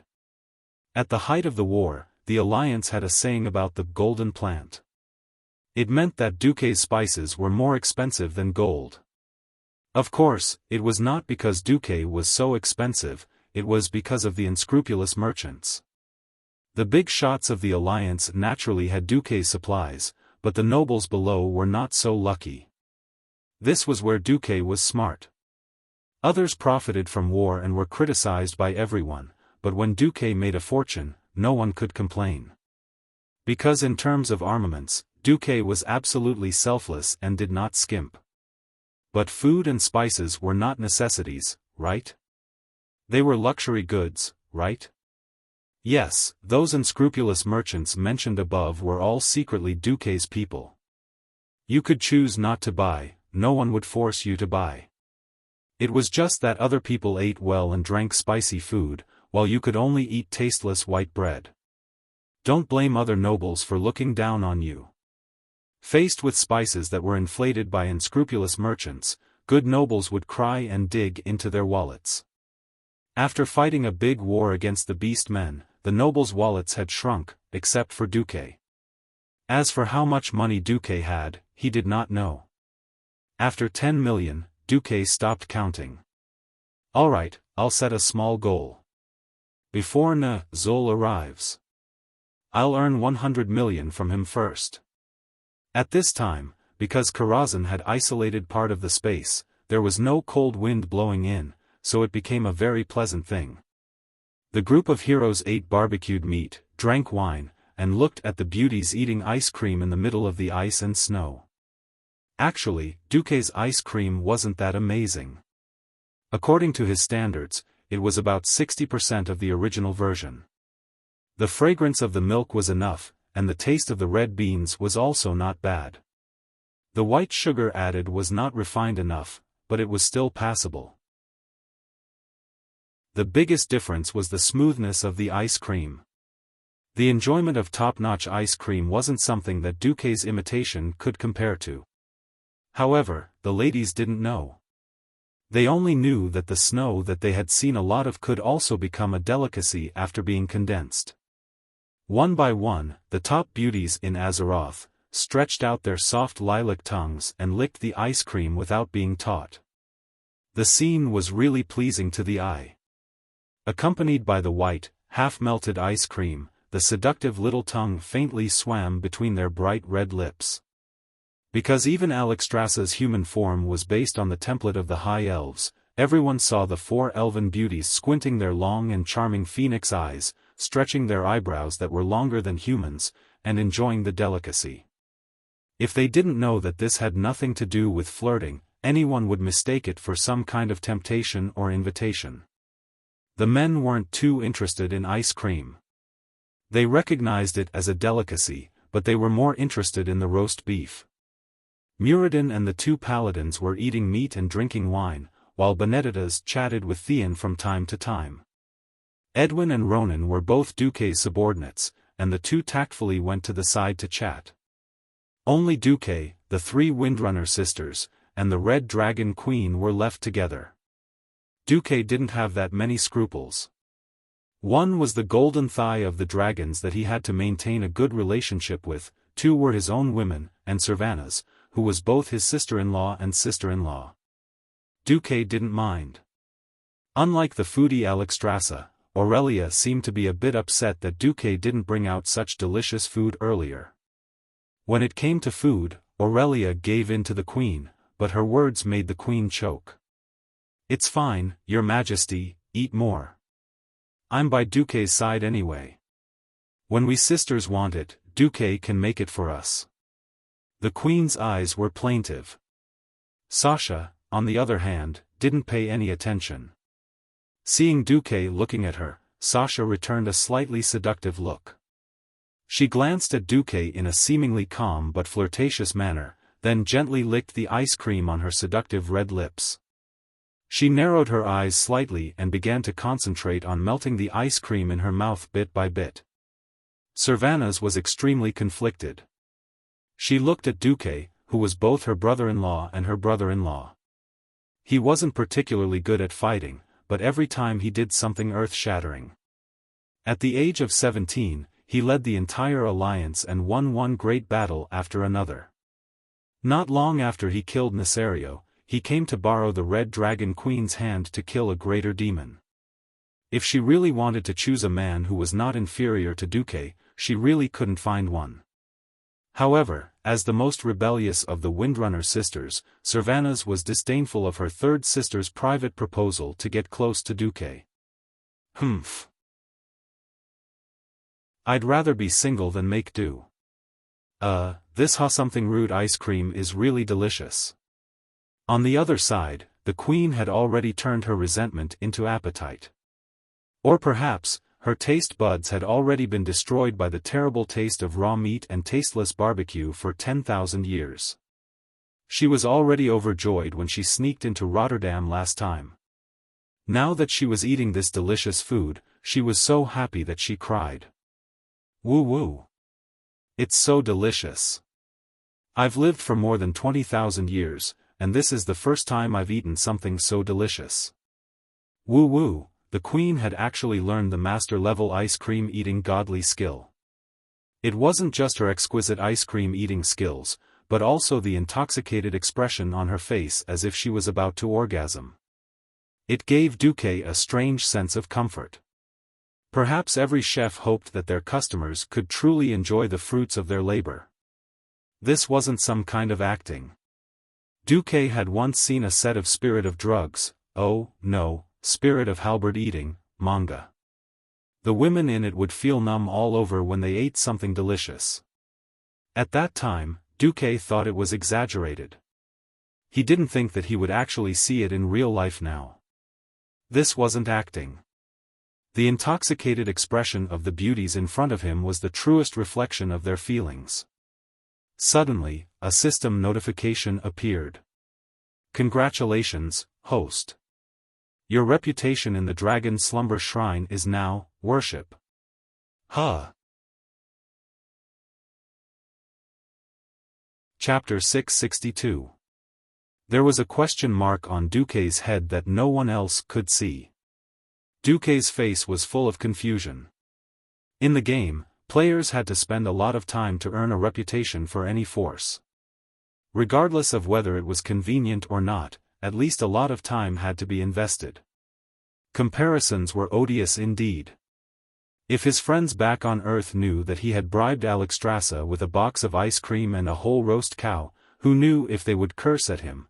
There was actually a premise for this, and that was that Duque had personally rescued Alexstrasza from Nisario's plot and assisted the 4 Dragon Kings in killing Nisario. This was the real unbreakable cornerstone of the relationship between the two sides. As for the ice cream, it was just a small prelude. The Dragon Sleeping Temple was the first extraordinary force that had a reputation of worship after Duque came to the world of Azeroth, and it had epoch-making significance for Duque. Reputation in the game was more of a naked benefit, such as being able to exchange for better equipment. Reputation in the real world represented the degree of support the force had for Duque. Looking at the system prompt, his guardian authority had become, in the guardian battle, you can specify an unlimited number of ancient red dragons to fight together as needed. The blue dragons, green dragons, and bronze dragons will definitely respond to your reasonable call. Duque began to understand the significance of the reputation of worship. Reputation of worship meant that the force had already sacrificed themselves for him without any hesitation. Just like before, after the reputation of worship, in Stormwind City, Lang did not even mind Duque drawing out the territory of Stormwind to establish his own country. The soldiers and people were willing to share half with Duque. What's more, after Duque made it clear that he only wanted to be a Grand Duke and guard the borders of Stormwind and Azeroth, Lang was even more willing to contribute money and strength. If he could give a gold coin, he would never be short of anything. It was the same for the Dragon Sleeping Temple now. As long as the Dragon Sleeping Temple identified a force as the enemy of Azeroth, they would definitely be able to attract the Dragon Clan's reinforcements. Looking at the other forces, Duque suddenly felt that he was doing quite well in Azeroth. The ones that accumulated worship were Stormwind City, Iron Furnace Fort, Rapid Stream Fort, and Dragon Slumber Temple. Reverence, Kull, Tiras, Nomarigan, and Eagle Nest Mountain. The other kingdoms were basically respectful. Only Rotterdam and Kuel Salis were indifferent. Lordaeron was defeated because Duque had repeatedly slapped Turinas in the face. As for Kuel Salis, Duque had poached his 3 strongest ranger generals. Kuel Salis was already giving Kuel Salis face by not falling out with Duque. Duque only had one question at the moment.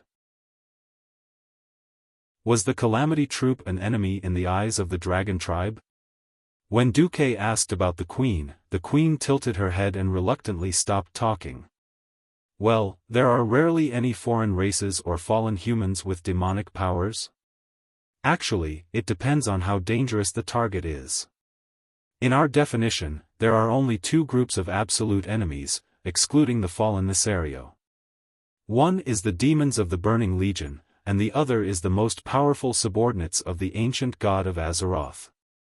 Oh. The rest will have to be determined by a meeting.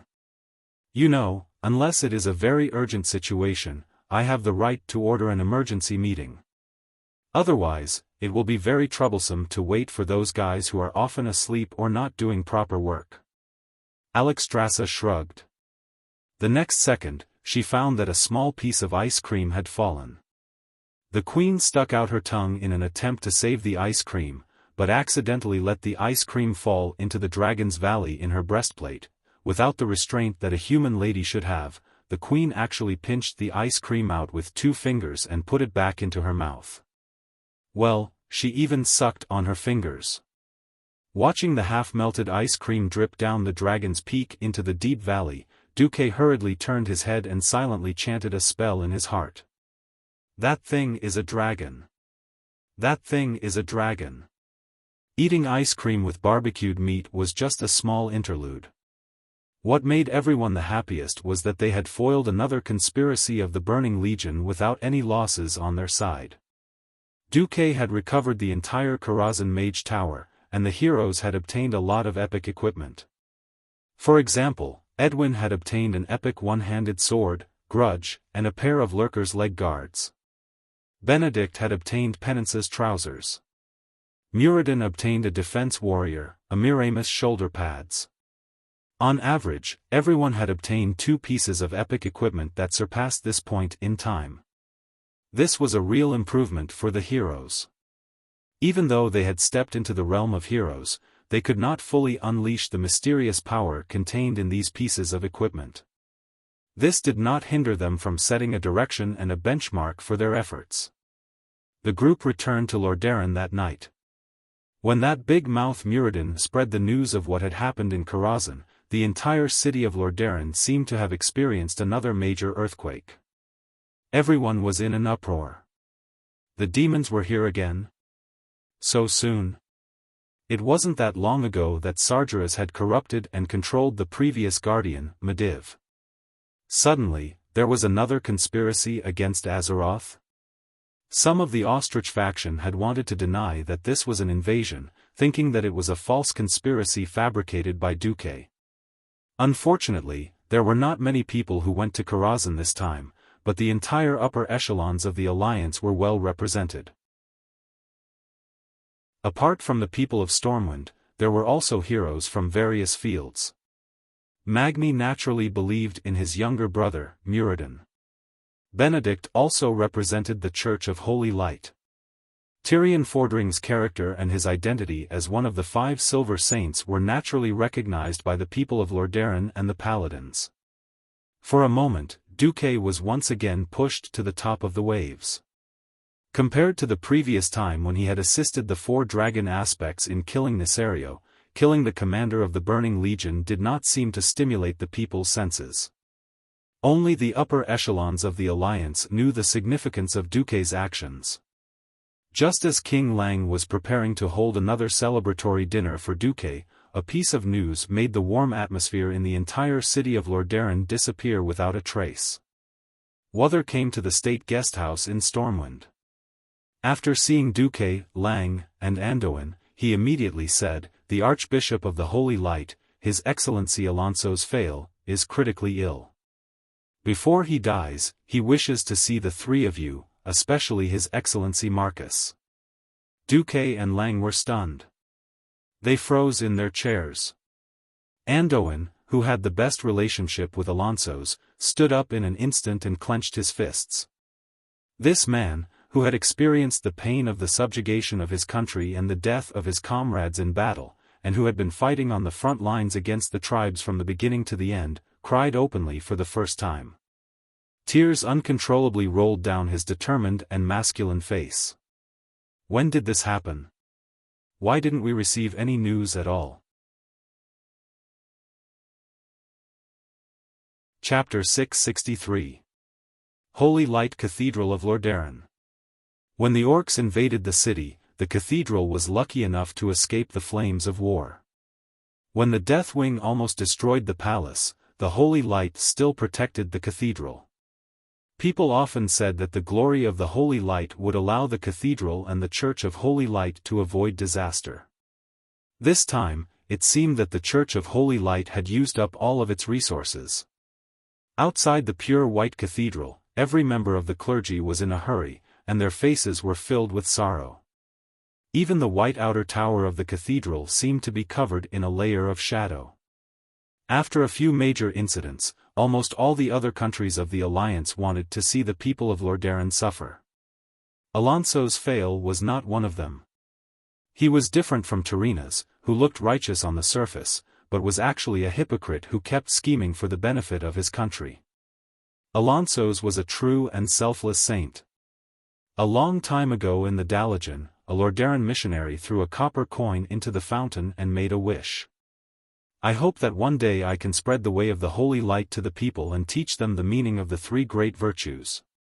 Before the orcs invaded, Alonso's had been doing this. He preached throughout the entire Eastern Kingdom, spreading the light of hope to the 7 human kingdoms. In every country, in every city, he built a church of holy light, spreading the virtues, calling on people to take care of orphans who had lost their parents, calling on every sinner, and trying to pull everyone onto the path of good. When the War of the Dark Portal started, he was the first to call on all the countries to accept the refugees from Stormwind. He was also the one who mobilized the entire Church of Holy Light to continue supporting the front line during the fiercest times of the war. He was the one who comforted the people and gave them confidence and courage. And after the war, he was also the first to stand up and call on the wealthy families and nobles who had surplus funds to donate to the restoration of the Stormwind Kingdom and the Stormguard Kingdom that had been destroyed in the war. In order to fight against evil, he ran around and gave speeches. In order to promote justice, he created the great profession of paladin. In order to revive the human race, he worked hard for the revival of the other countries without rest. He was a truly noble person. If Tarina's shamed the people of Lordaeron, then Alonso's was the key to making the people of Lordaeron great again. The kings of the Alliance could ignore Tarina's, but Alonso's was a truly kind and noble old man, so the kings would always give him their utmost support. But now, without any warning, Alonso's had collapsed. At this time, almost all the kings who were still in Rotterdam gathered in the cathedral. The kings who had already left immediately returned. Even King Xion of Gilness, who had withdrawn from the alliance, sent his ministers to express his condolences. Duke, Ryan, Anduin, and the rest felt heavy as they followed Uther, who had a solemn look on his face. At this point, the priest's cure illness was already very mature. Ordinary ailments and pains would not affect Bishop Alonso's body. Duque secretly asked Uther if the archbishop was cursed, but Uther shook his head. Outside the archbishop's bedroom, Duque saw King Salas, who was a little depressed. Salas's eyes were red, and it was very likely that he had cried a little. Not every fallen king had a spiritual leader like Anduin as a helper, and not every king had a decathlon like Duke who could support the whole country. In the days when Stormguard was destroyed, Archbishop Alonso's was the one who accompanied Salas the most. At the crucial time of the restoration of the country, the one who gave the people of Stormguard the most help other than Duque was Alonso's. Alonso's suddenly collapsed. Even a man like Salas, who had been through a lot, felt an important pillar of support in his heart collapse. Other than Bolvar for Dragon, who was still in charge of the country in Stormwind, and Reginald Windsor, who stayed in the Riedridge Mountains to command Duque's private army, all the paladins were already waiting outside the door. Seeing Duque and the others coming, Salas's mouth was full of bitterness. Lord Fail's time is limited. According to the archbishop's wishes, Uther will lead you in one by one. The first to enter was Lang. 5 minutes later, Lang came out with a heavy heart. To everyone's surprise, they thought that Anduin Lothar, who had the best relationship with Alonso's, would be the last to enter. Who knew that the archbishop would arrange for Lothar to be the second to last? As for the last person who was the most important, the archbishop's order was surprisingly given to Duke. 15 minutes later, Anduin came out with tears on his face. Uther lowered his head. Duque, Master wants to see you alone. Everyone was extremely shocked. As the eldest disciple of Fail, Uther was the most outstanding and the archbishop was most proud of. His justice and bravery had long surpassed the boundaries of the country. Since the archbishop was critically ill, Uther had been by his side. Basically, every time Fail met with the politicians of the various countries, there would be at least one disciple accompanying him. Generally, it would be Uther, Theon, and Sidan. Now, it was a private meeting. What did Alonsos want to say to Duque? Even a righteous paladin like Uther could not attend. Everyone's curiosity was in their throats. Duque entered. It was a very bright and very simple room. There was no strong smell of medicine as expected, but the room was filled with natural and peaceful faint golden light. Alonsos sat upright on the bed. He did not look like a dying person at all. Seeing Duque's shock, Alonsos laughed. "I don't look like a dying person, do I?" Duque nodded. A person like Alonsos did not need to lie, even if it was a white lie. "I used to think that as long as one's heart was pure, the amount of holy light a human body could contain was unlimited. Unfortunately, compared to my soul, my mortal body was the first to succumb," Alonsos said with a bitter smile. Let me put it this way. My body could not bear such a huge amount of holy light. My organs began to forget how they originally worked, and as a result, my body uncontrollably weakened. It's really sad, isn't it? An archbishop who was once determined to use holy light to save the world actually died under holy light. The bitter smile on his face became even more intense. "Your Excellency, you're asking too much. Humans are not like the Naru, who are creatures made purely of holy light." "Naru? A pure holy light creature?" Alonsos suddenly became curious.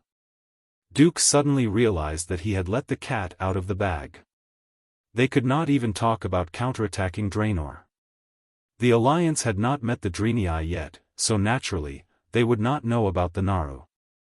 He could only say that he had seen descriptions of such a race in the books of Karazhan, but had not personally witnessed it.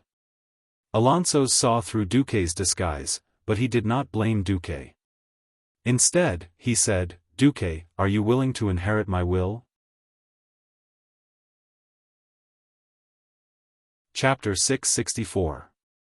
Duque was almost scared to death on the spot. "Are you asking me to delete my character and start all over again?" "Huh?" Duque pointed at his face in surprise. "I'm a mage." Alonsos was taken aback, and immediately laughed. No, you misunderstood. Although I personally created the profession of paladin, it's also because priests and paladins have common characteristics. I don't have the wisdom to cross different power systems to turn a mage into a priest. The fact that Nesario transformed into the Lord of Pristo and almost became one of the kings of the Alliance deeply touched me. Although this is a part of human nature, it also made me alert. If the important members of the Alliance are corrupted by evil and fall spiritually, the consequences will be devastating. Duque thought to himself, are you a quack too?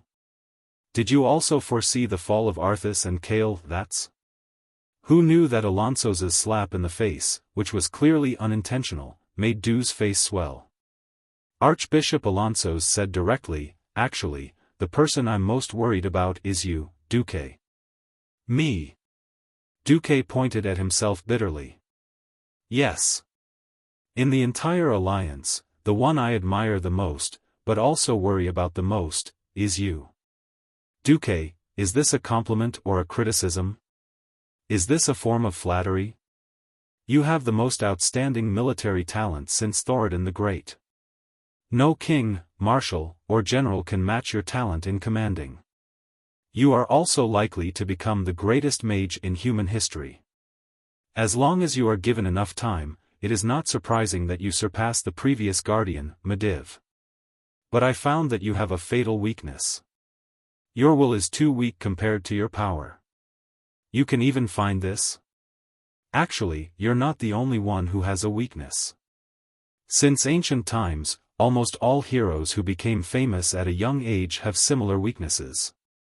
They reach the peak of their achievements at a very young age, then lose themselves and their direction in the midst of flowers and applause.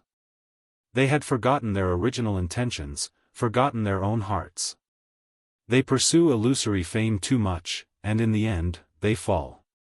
In fact, there are many saints in the Cathedral of Light who have fallen to the devil's minions. No, no, no, I know very well that the Burning Legion will come. I don't have the capital to fall. And the Burning Legion. I don't even love succubi. How can I fall in love with someone with a different style? Completely unaware of Duke's thoughts, Alonso's continued to sigh, I'm not denying your achievements and status. However, if something were to happen to you, the core power of the Alliance, it would be no less than Nisario's attack on the Long Sleep Temple back. For a moment, Dooku felt as though 100,000 alpacas were galloping in his heart. Are you? Are you trying to say I might become the second Nisario? If it was anyone else who said this to Duke would definitely slap them without any explanation. But towards Alonso's, a true saint who had dedicated his life to the people, especially a saint who was about to die, Duke could not bring himself to be angry. Duke lowered his head slightly. Your Grace is right. My temperament does need to be tempered. All right, I'll accept it. Alonso's waved his hand. No. I'm the one who's being rude. Duque, you've proven yourself several times under the temptation and coercion of the devil, yet I still doubt you. It's my fault. Unfortunately, with Aegwin and Medivh as precedents, I still hope that you can accept the power of holy light that contains my will. I swear, this power of holy light will not destroy your body or soul. Its only function is to automatically fight back for you when your body and soul are invaded by the devil.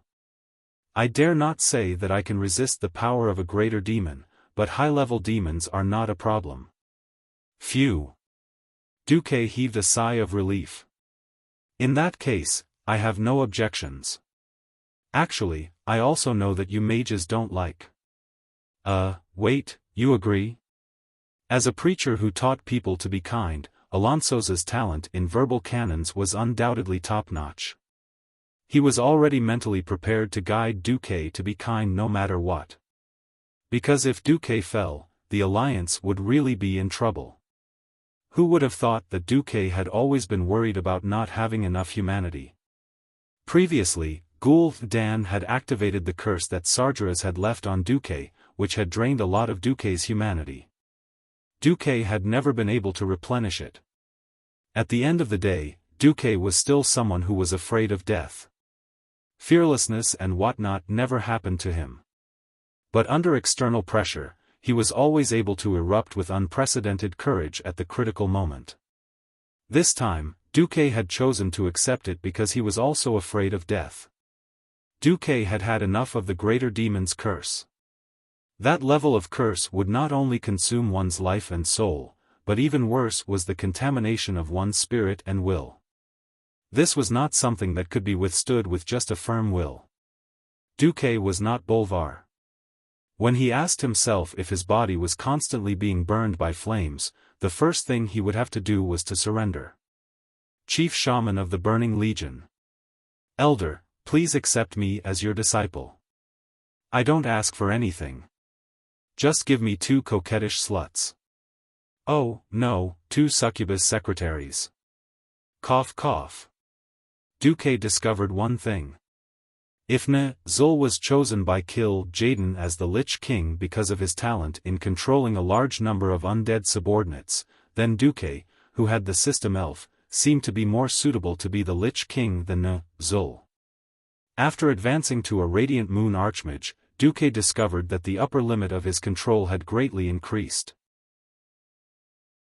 Now, he could control up to 512 magic hands at the same time, and could launch 256 of the highest level of Flame Blast at the same time.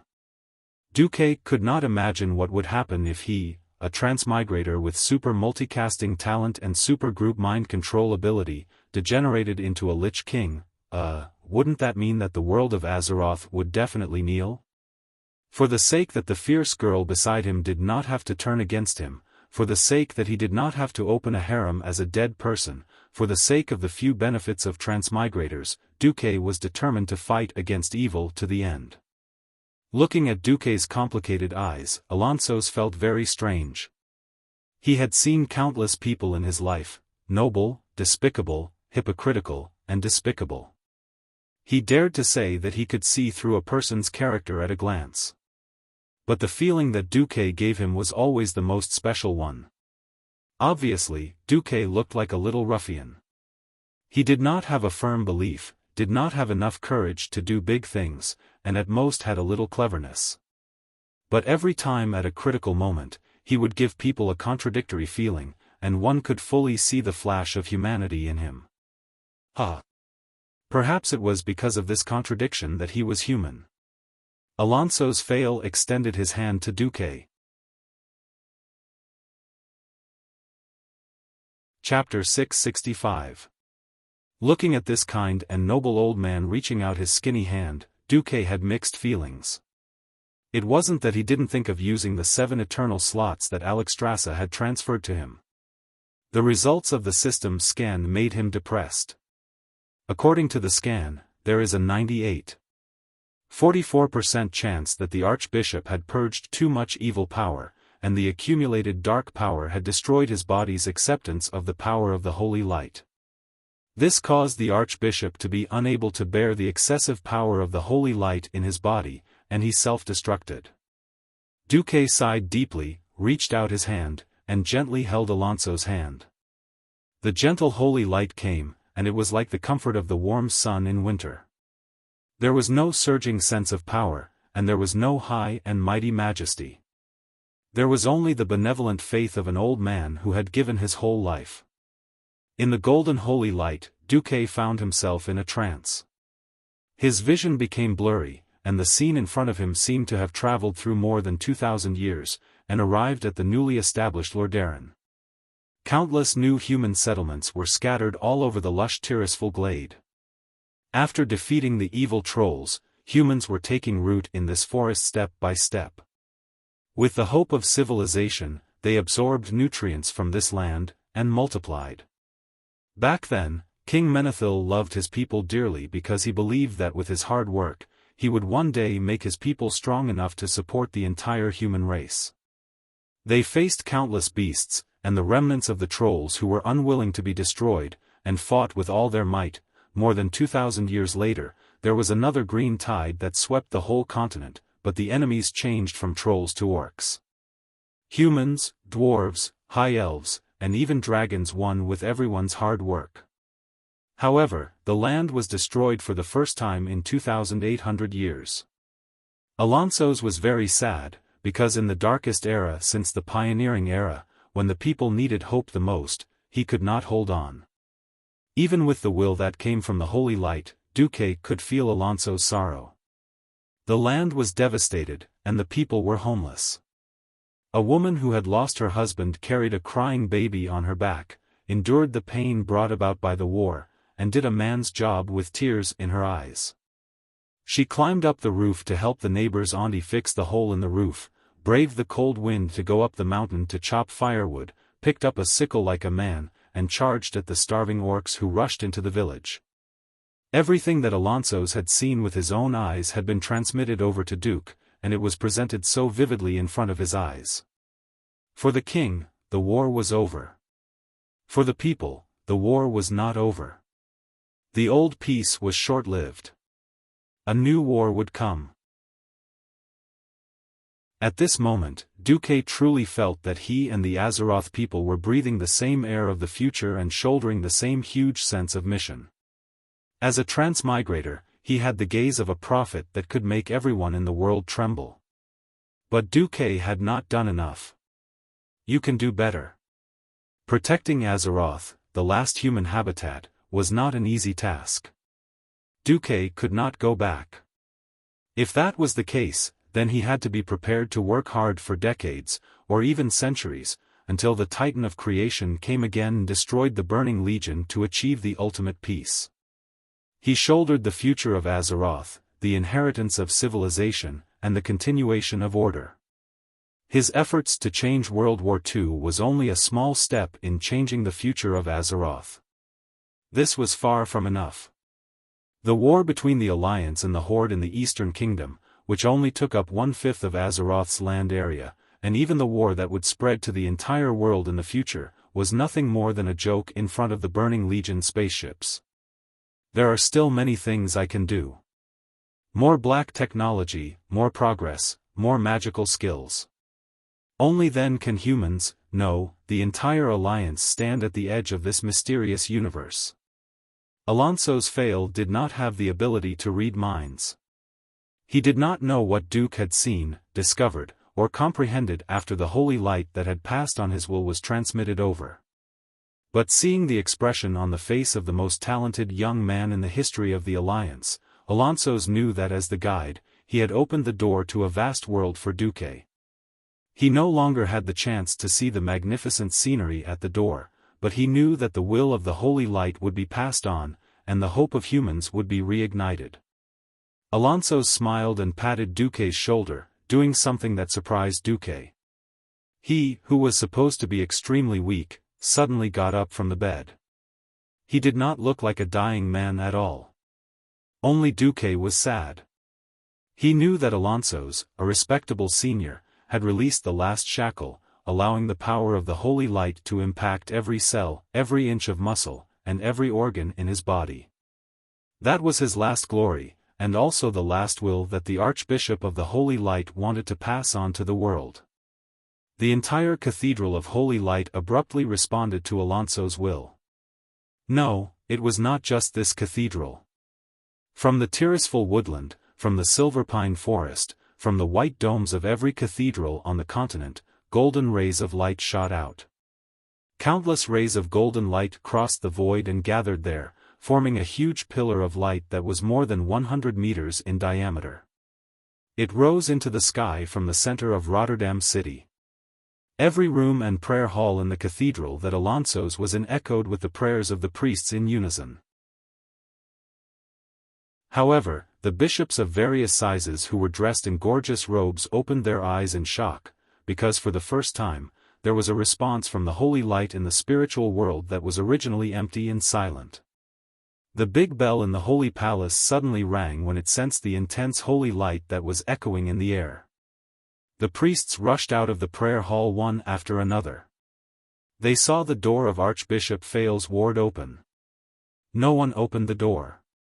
Alonso's hovered in midair under the support of the power of the holy light, and floated out slowly. Duque followed behind him and arrived at the center of the main hall. Alonso's stood in the void like a god who had descended to the world. Every priest prostrated on the ground consciously. Every holy knight knelt on one knee and placed his right hand on the breastplate on the left side of his chest. Even the king of a country had to bow deeply to show his humility towards the power of the holy light. Alonso smiled and said, "Someone once asked me why I did not appoint the next Archbishop of the Holy Light. At this last moment, I will answer this question." Several bishops who had once tried to fight for power immediately shivered, and subconsciously pressed their foreheads closer to the cold ground. Chapter 666. I once said, I hope that one day, I can spread the path of the holy light to the commoners and teach them the meaning of the three great virtues. I have spent my entire life working hard for this and have never once deviated from the will of the holy light. So, I am the Archbishop that all of you acknowledge. From the very beginning, I've always believed that worldly authority shouldn't be the ruler of the holy light. If I were to personally appoint a successor, then the Church of Holy Light would one day be filled with benefits, and it would gradually decay and be destroyed. Since I am destined to return to the embrace of the holy light, then let the holy light choose a true emissary of light. Alonso's slowly extended his right index finger and pointed in the air. The ethereal and holy voice sounded again. Who among you is willing to dedicate every moment of your life to the holy light?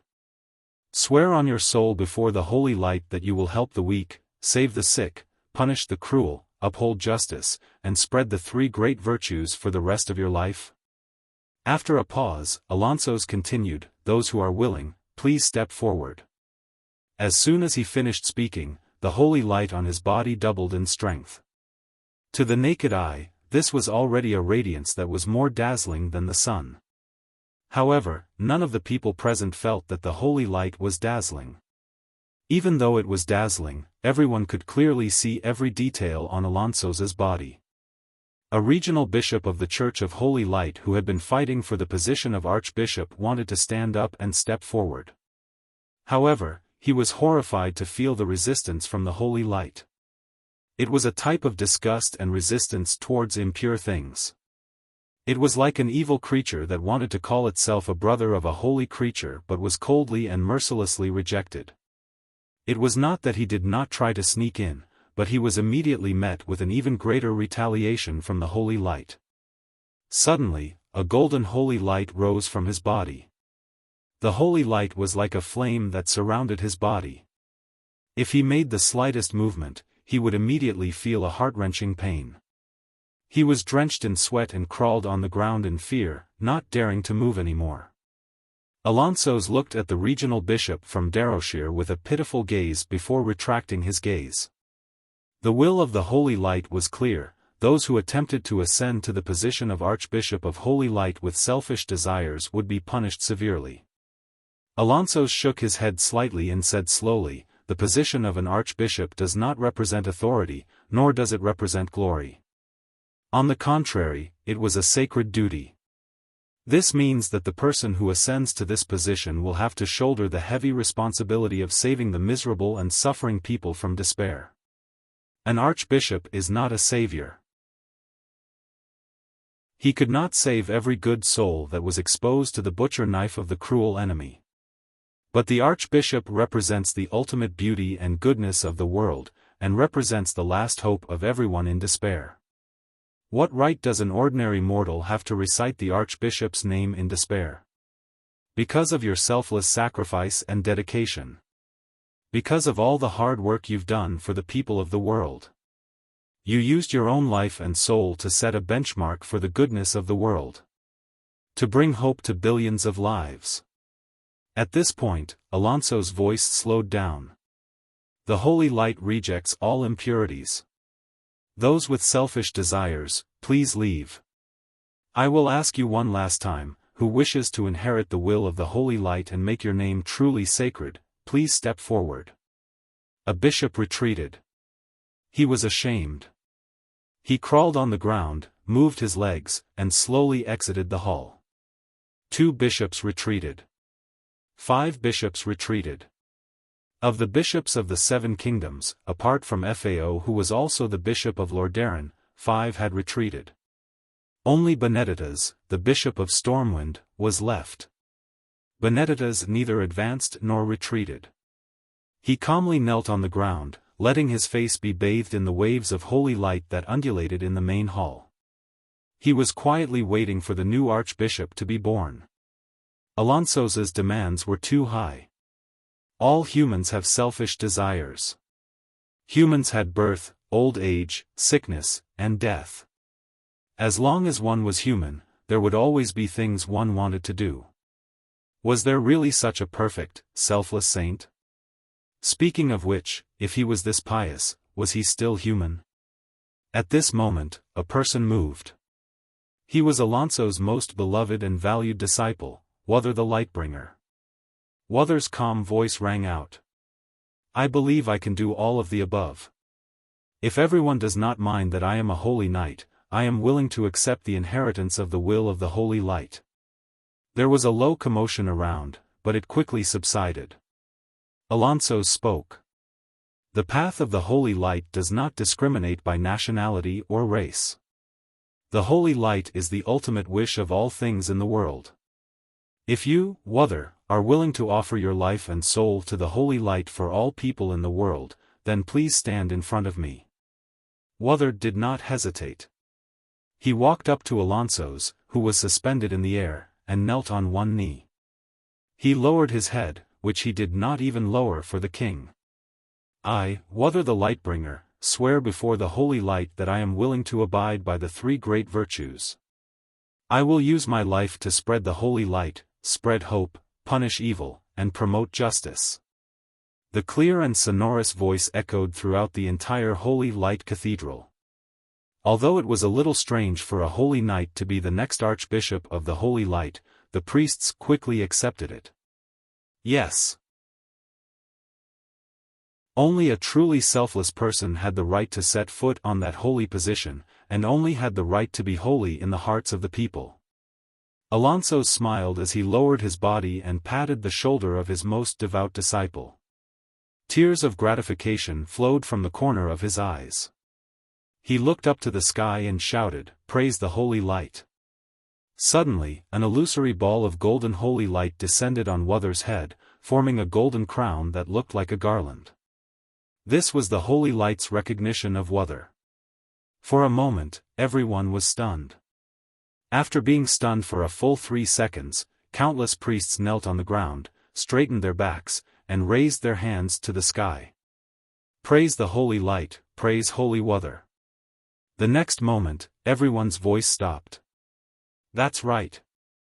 The moment the inheritance was completed, Alonso's Fail's name became history.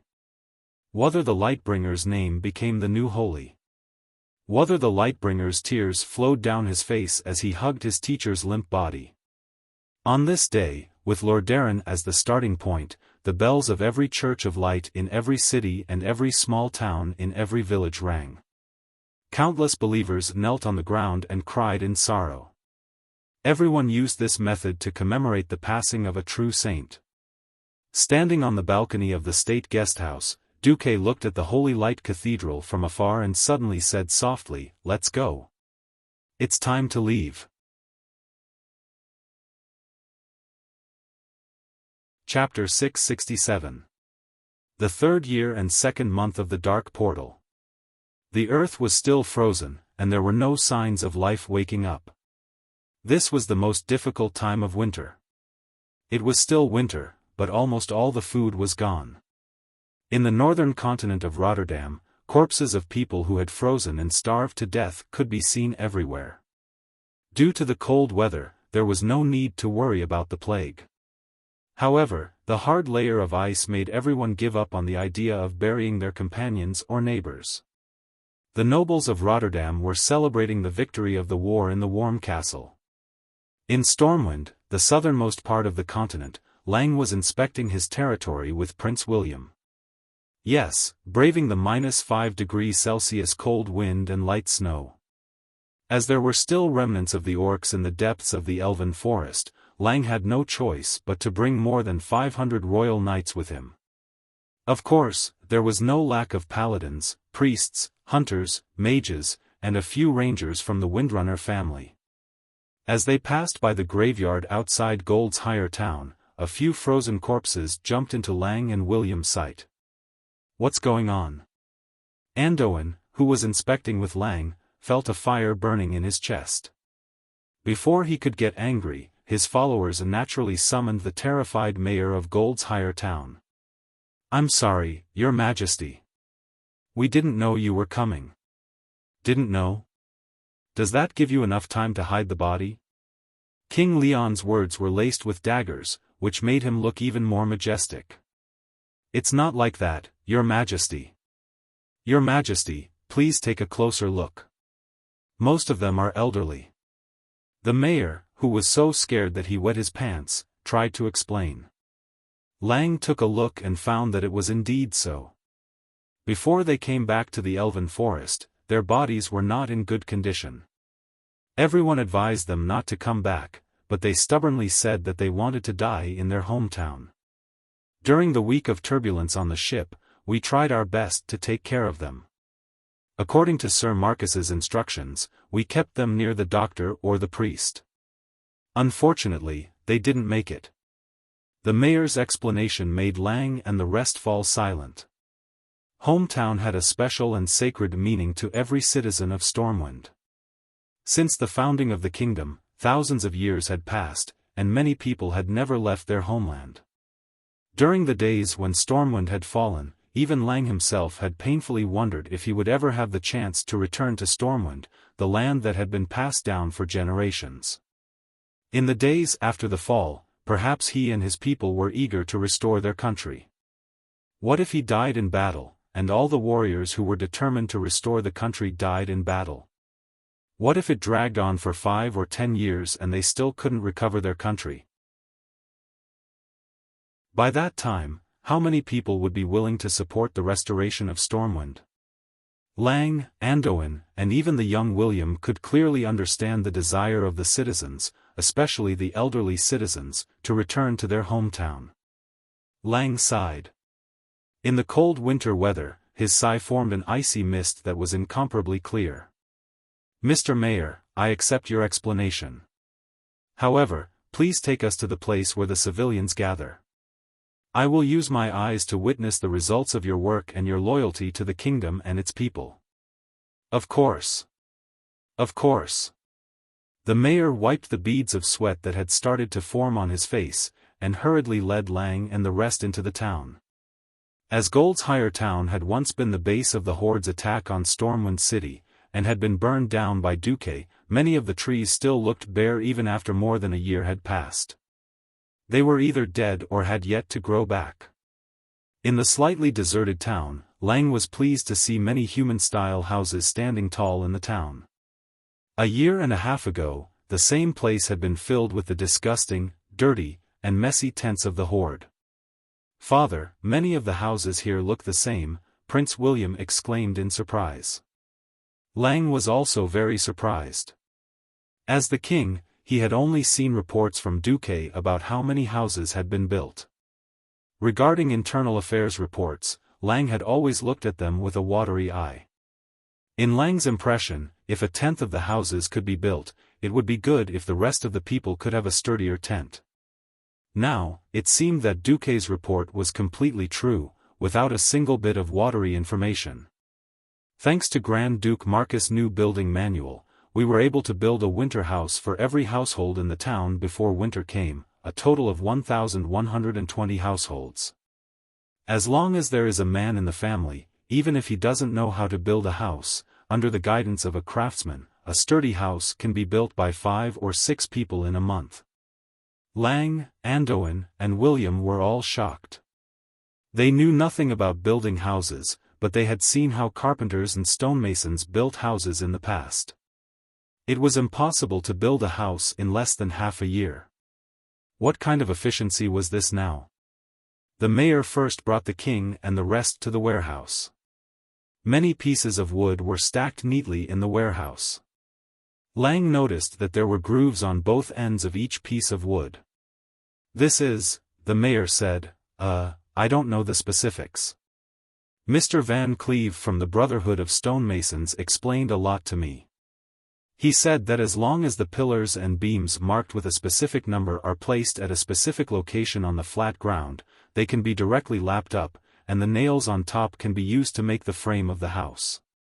The house will not fall apart easily. Then, a double layer of wooden planks is prepared in advance, and a house is basically built." "That's it?" Anduin was stunned. There's no way to use the stove for heating. This can only be built by the more idle women."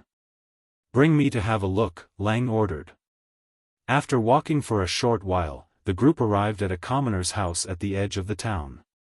They knocked on the door of the house, and the farmer welcomed the king and the rest in a panic. "You don't have to kneel, stand and talk." In this era of strict hierarchy, it was a great blessing for the commoners to not have to kneel when they saw the king. They would not dare to sit together with the king even if they were beaten to death. "Thank you, Your Majesty," the man said in unison with his wife and 3 half-grown children. "Are you a soldier on leave?" Anduin noticed the man's necklace. There was a rectangular plate on the necklace, which was the idea that Duque had come up with, the military plate. The military plate was marked with the soldier's name, place of origin, affiliation, and meritorious service. The man immediately stood at attention in a standard military posture. Captain Joseph Adams of the 5th Squad of the 3rd Brigade of the Kingdom's 5th Infantry Regiment salutes you, Commander Lothar. How was the winter? Lang asked with a smile. Thank you, Saint Duque, we had a good time. Joseph's face changed almost as soon as he finished speaking. Saint Duque?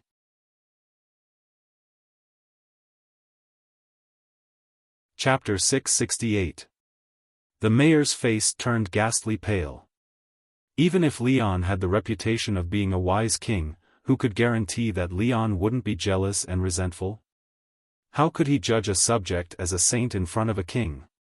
That was a huge taboo. If it was in the past, no one would sigh for them even if they hung all the gossipers in the town on the spot. The mayor already wanted to kneel down and beg for mercy. Unexpectedly, King Leon raised his hand and raised his left palm, gesturing for them to stop. He did not care about Joseph, who had already knelt down in fear, nor did he care about the trembling mayor. Instead, he turned to Prince William and said, "Child, today I want to teach you the way of a king." "Father, please speak." "I'm listening." The little prince nodded seriously. "To be a wise king, the first thing you have to do is never be jealous of a minister who is more talented than you. When it comes to war, I am far inferior to your uncle Andoin. He is the god of war in the hearts of the soldiers. I am not. When it comes to strategizing in internal affairs, I can't even learn a little bit about your brother Duque. I only know that under his management, my people are living a better life."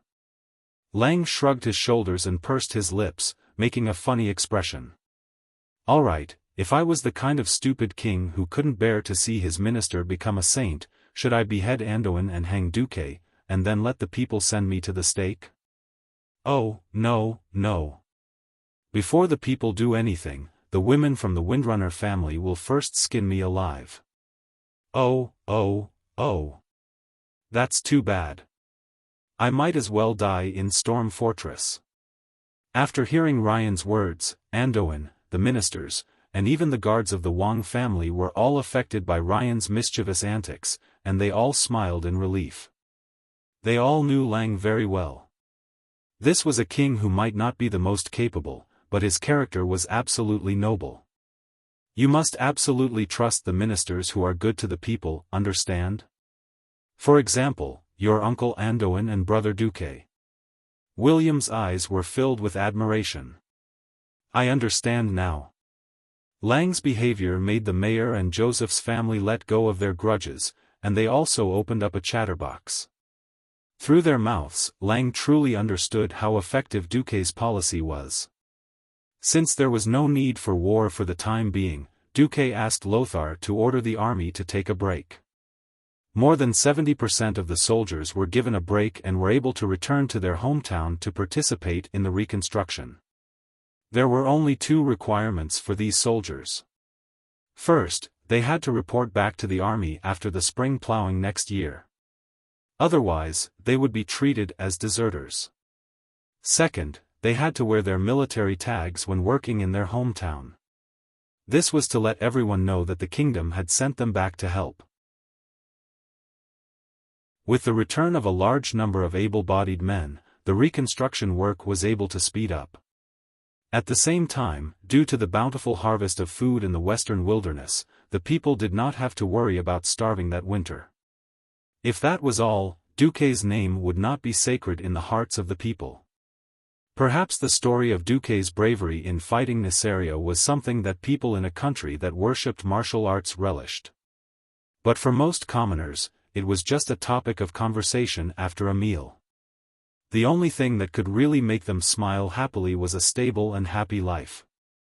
Originally, everyone had already prepared for the worst. In history, there had never been a great migration without a large number of deaths.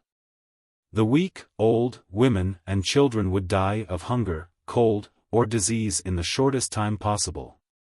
However, as a transmigrator, Duque used his modern conventional medical knowledge to reverse all of this. The cement road that ran through the entire elven forest from east to west provided the most solid foundation for the transportation of supplies. Long before the recovery of Stormwind, Duque had Edwin Van Cleve and Jirian Stallman prepare everything. Duque had perfectly considered every aspect of clothing, food, housing, and transportation. The first was winter clothing. There was cotton in Azeroth, and it had been set up early in the western wilderness. It allowed the Dark Portal to harvest 200,000 kilograms of cotton in the autumn of Stormwind in the second year of the Dark Portal. This was not an ideal number, but it could allow most women and children to live a relatively warm winter. The people of Azeroth still mainly wore linen clothes. In the past, they had to rely on the fire to warm themselves in the winter. When had they ever worn such warm clothes? Every person who put on a cotton-padded coat was full of praise for this new winter clothing that they called Duque's cotton-padded coat. In terms of food, in addition to the basic black bread, Duque also added a large amount of meat. The small fishing boats that could not travel long distances were sent out early in the morning. With the help of the Mare people, there was a constant catch even in winter.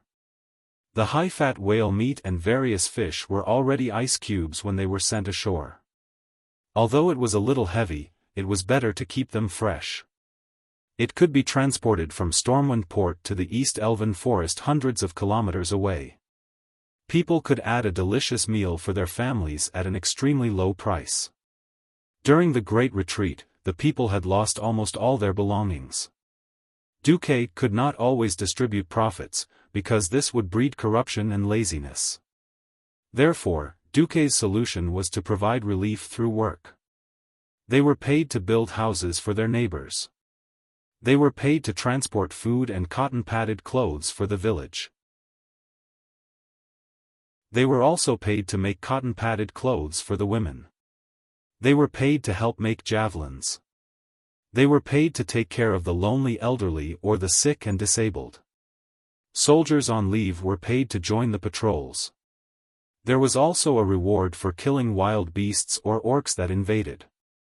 As long as one could work and was willing to work, there was absolutely no need to worry about starving or freezing to death.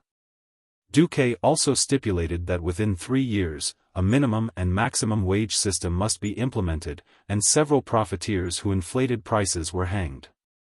Moreover, taking advantage of the winter, when people could not work, the next year's farmland was distributed to each household early and seeds were distributed.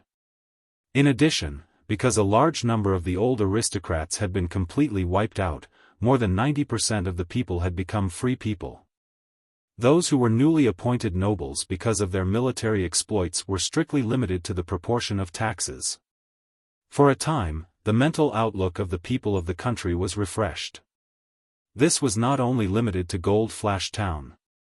Lang and his group went all the way east, and it was the same at Blackwell Farm and East Valley Lumberyard.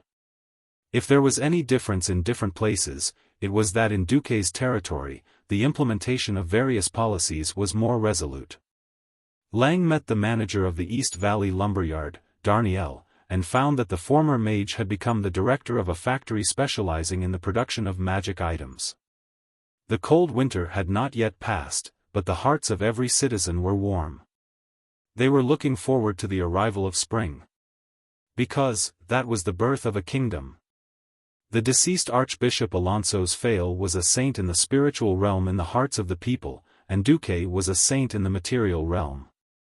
Because of him, the people lived an unexpectedly good life. Therefore, his name became sacred in the hearts of the people. From this winter onwards, the people of Storm Country used to add the word saint in front of Duque's name.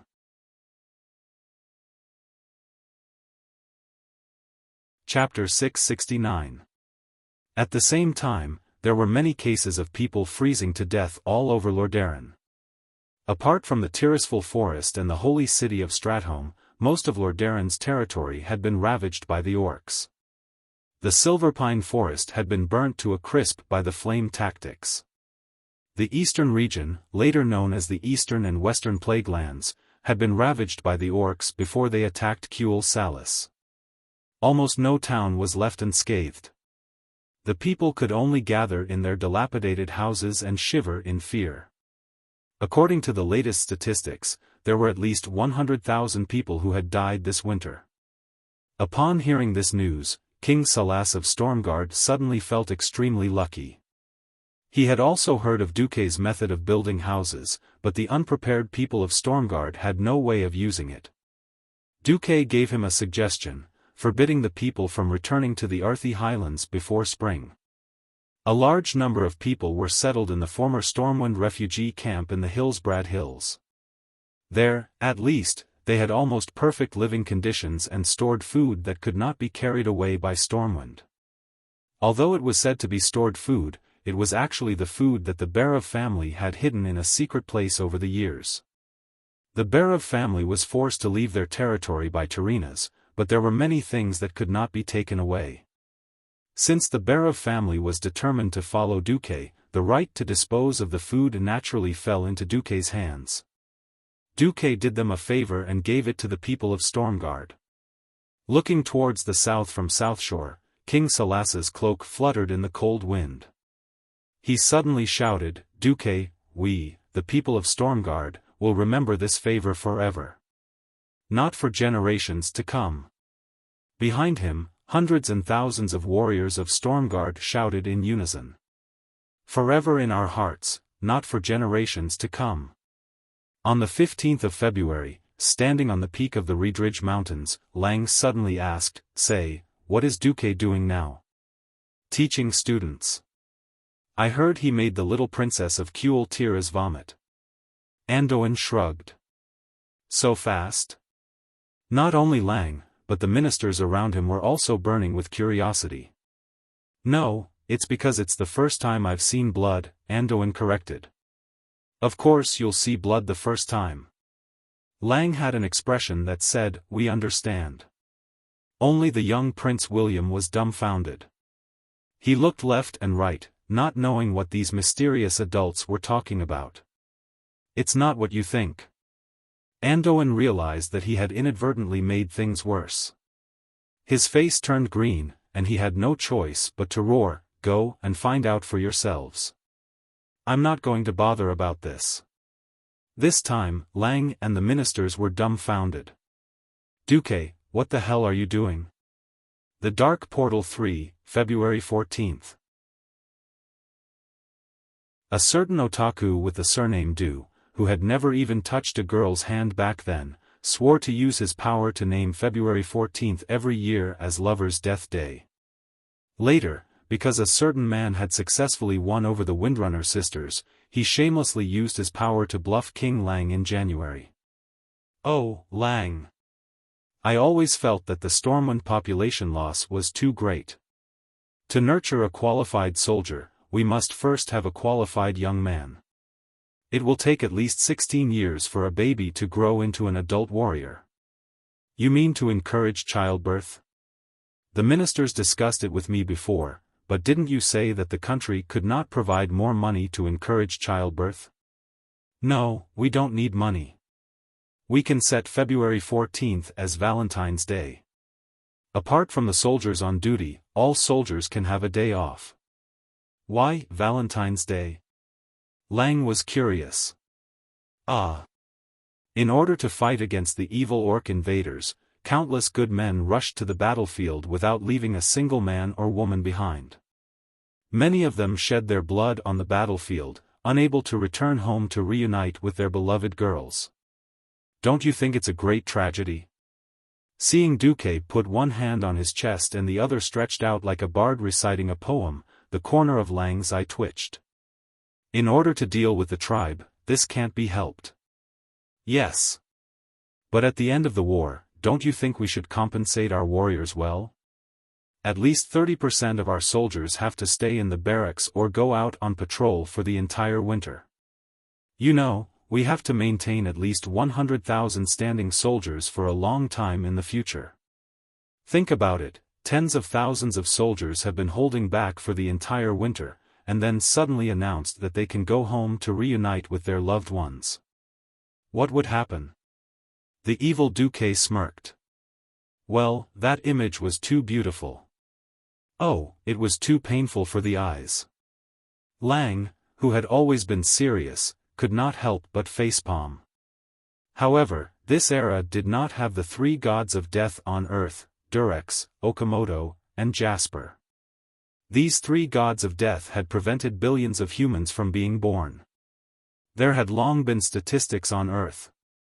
Starting from February, after 10 months, the number of babies born in December was the highest. Lang smiled bitterly and turned to look at Anduin, who was also rubbing his eyebrows. What do you think? Lothar could only answer with a bitter smile. In terms of military discipline, it's terrible, but in the long run, it's beneficial to the country, so I can only agree. Anyway, those brats down there will definitely cheer. Hence, on the 25th of January, Stormwind officially announced that the 14th of February would be Valentine's Day in the kingdom. There would be a total of 3 days before and after that, and the soldiers could have a holiday in advance or later. It was so that the brave soldiers could reunite with their loved ones after going through tough training and battles. In this era, professional soldiers had very few days off, and there were no fixed holidays. Most of them had served for more than 15 years. In ancient Rome on Earth, professional soldiers had to serve for 25 years before they could retire. Before Stormwind, more than a third of the men were sent to the army for the sake of the war. Although the war was basically over, most of the soldiers had signed an oath with the kingdom to serve as soldiers. Now that the announcement was made without any warning, the whole country cheered. Jaina arrived in Stormwind by ship on the 15th of January. On the surface, it was to become Lin Li's disciple, but in fact, Dai Lin had asked Jaina to come over with the intention of marrying off his daughter. Just the accompanying goods and servants alone took up 3 large ships, and there was also a team of 200 elite guards. Yes, there were also a few ceremonial officers. If anything really happened, the wedding would be held immediately. Duque protested sternly, saying that it was not becoming Lin Li's disciple, but selling his daughter. The 2 old foxes, Dai Lin and Lang, ignored him, and had a tacit understanding. On the 1st of February, a convoy of 80 carriages arrived in Karazhan along the newly built cement road. 2 weeks later, it was the official Valentine's Day of Stormwind. 14th of February, Valentine's Day. Sitting in the newly renovated reception hall in Karazhan, Jaina was wearing a well-tailored mage robe. She felt that something special would happen today. Although she had been left hanging for 2 weeks after arriving, the official announcement that Khadgar gave her today was that Duque was giving her her first lesson.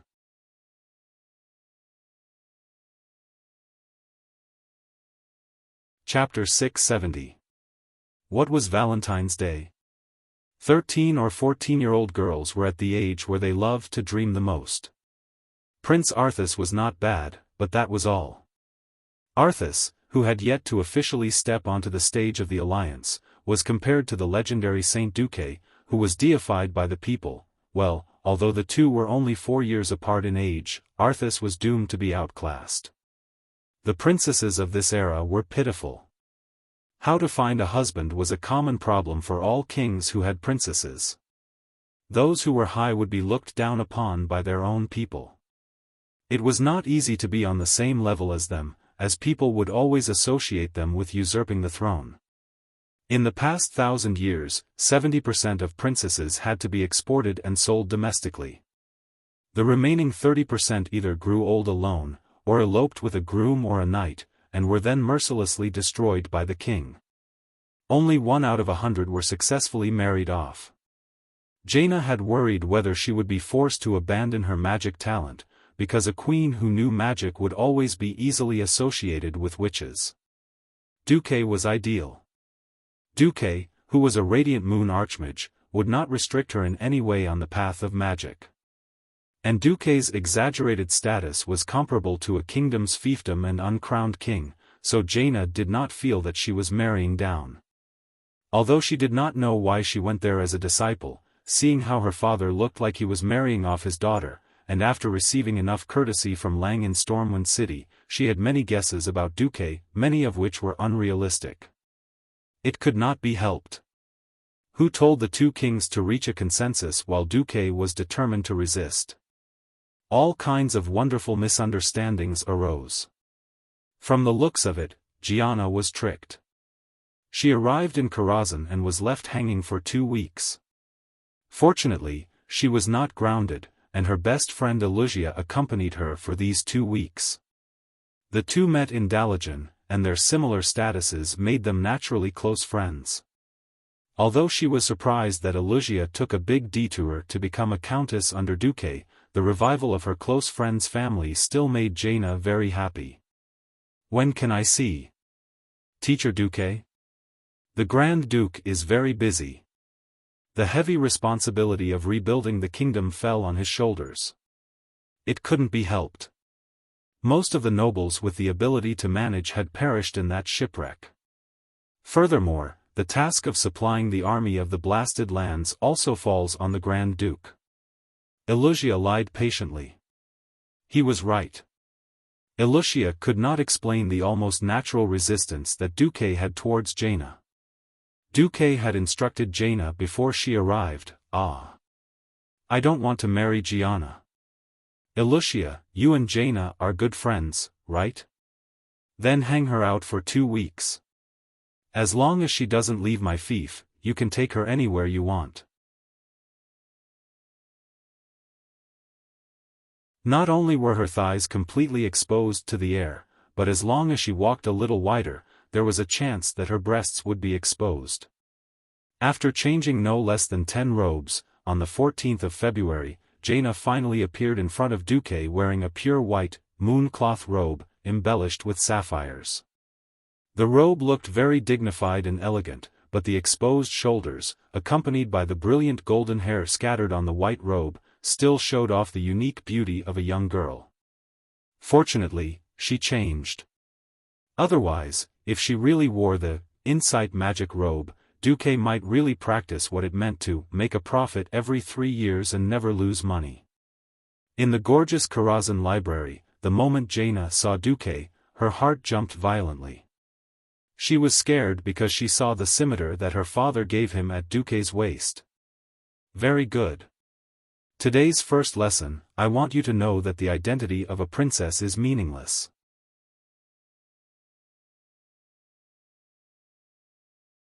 Chapter 671. Shock and unease froze on Jaina's beautiful face. Just from Duque's aura and gaze, Jaina knew that the person standing in front of her was her teacher, not her husband, Duque. What the hell? Duque is for real? It was not that Jaina did not think that Duque would be for real, but in her estimation, the probability was less than 1%. Even though she knew that her beauty was not necessarily better than Duque's rumored lovers, the Windrunner sisters. However, Jaina, who grew up in a royal family and was influenced by the nobility, still believed that she would be Duque's only choice in marriage. Now it seemed that she was wrong. She did not know why Duque looked at her with such resistance. She did not know if it was her fault or something else. Anyway, at this moment, Duque had completely put himself in the role of a strict teacher. Her identity as a princess was meaningless? Jaina almost wanted to refute Duque on the spot. However, she recalled the recent battle at the Dark Portal. Alterac had been destroyed, Silvermoon City had almost been taken over, and Stormwind and Stormguard had been destroyed. They had only managed to revive their countries. Jaina immediately understood what Duque meant. If there was no country behind her, then the so-called princess was just a meaningless princess of a destroyed country. Jaina's expression froze. Duque was right. Since ancient times, there was no kinship in the royal family, and the road to kingship was always filled with cruelty. Others only saw the glory of being a princess, but who would know her bitterness and helplessness if they were not at her level? Someone as smart as she already knew that her seemingly perfect marriage was actually because she was expelled from the core of Kul Tiraz's power. Jaina fell silent, and for a moment, she had the thought of retreating. Since ancient times, all the princesses of the 7 kingdoms had married outside, and all of them had died of depression. If she returned to Kul Tiraz, no. If she really went back, even if she had to find a plausible reason to cull Tiras, she would be a disgrace. Just look at Princess Kalia. Fortunately, she was killed. Otherwise, the fact that she was once the fiancée of Deathwing was enough to make King Tirinas want to ban her for life. Yes, if she returned, Kul Tiras would not protect her. Although she was very talented in magic and had great potential, she was still far from Duque, who stood at the peak of the alliance and was destined to become a Breaking Dawn mage. After thinking for a while, Jaina immediately made a decision. With the staff in hand, Jaina bowed respectfully. Teacher Marcus, my surname is meaningless. In front of you is only Jaina, who came to learn the mysteries of magic. It was a perfect and flawless answer. Duque narrowed his eyes. He could not help but sigh at the astonishing inertia of history. Jaina's intelligence and talent were indeed astonishing. In just 3 seconds, she had realized the situation she was in and quickly found her position. Duque used the identity of Dai Lin's teacher to suppress Jaina, and in the blink of an eye, Jaina became a student. From the look in her eyes, she had already made up her mind to learn magic to protect herself first. Damn it, she was only 13 years old. As for Ronan, who had experienced many battles but lacked knowledge, Duque could let her soar in the sea of knowledge in the Karazhan Grand Library. As for Jaina, Duque decided to educate her in a way that could very likely change the course of her life. Alright, since you understand, I won't emphasize it anymore. Duque raised his face. I'm different from Great Wizard Antonidas. Strictly speaking, he belongs to the academic faction, but I think I'm a classic example of a practical one. I've improved more than 100 spells, all of which were adjusted in actual combat. The number of beastmen that died by my hands is also in the 5 digits. Duque was not making things up.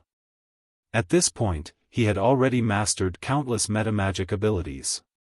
However, not every metamagic ability was suitable for him, and not all the time. For example, the abilities that increased mana consumption to increase the power of spells. In the past, when his mana was low and his mana recovery was too slow, he had to use them according to the situation. Now that he had advanced to Radiant Moon, he could use them whenever he wanted. The system was adjusting Duque's spells all the time. This was how there was Duque, who was invincible in group attacks on the battlefield. After killing a lot, there would naturally be a murderous aura. It wasn't that there had to be vengeful spirits haunting that person, but it was a kind of indifference to life, even cruelty. Duque just stood there, and under the pressure of his aura, Jaina couldn't help but take half a step back. And Duque took a big step forward, his heavy footsteps weakening the pride in Jaina's heart. Duque suddenly asked, actually, His Majesty Rin doesn't mind me being made a king. Do you know why I didn't? Jaina found that she actually didn't dare to breathe. I don't know. The Burning Legion has already begun to move against the world of Azeroth. From Sargeras controlling Medivh to open the Dark Portal, to kill Jaden's deputy attacking Karazhan not long ago. In just 3 years, the world of Azeroth has experienced 2 major crises of destruction. Jaina hugged her, Jordan's staff, and couldn't help but nod. I have foreseen that the evil power that transcends the mortal world will descend rapidly. In the face of the terrifying power of the demons, worldly power is meaningless. So what if it's as powerful as Rotterdam? Maybe within 10 years, Rotterdam will become history, and the great Rotterdam will also become a ruin. When Duque said this, Jaina shivered, and she had goosebumps. She really couldn't imagine the destruction of the beautiful Rotterdam. She really wanted to refute Duque and say that it was a ridiculous rumor. However, Stormwind City had fallen, Torrential Fortress and Broken Ridge had been destroyed. Even the Rotterdam Palace had been demolished by the wings of death. This was unimaginable 100 years ago, no, even 5 years ago. Jaina could only nod. Fraud Du continued, the only thing that can protect the world of Azeroth from the hands of the demons is the same power that transcends the mortal world. The one who can give you a sense of security is not a man, not a powerful Grand Duke, nor a prince of a big country. Remember, the only thing in your hands is magic. Jaina was extremely surprised.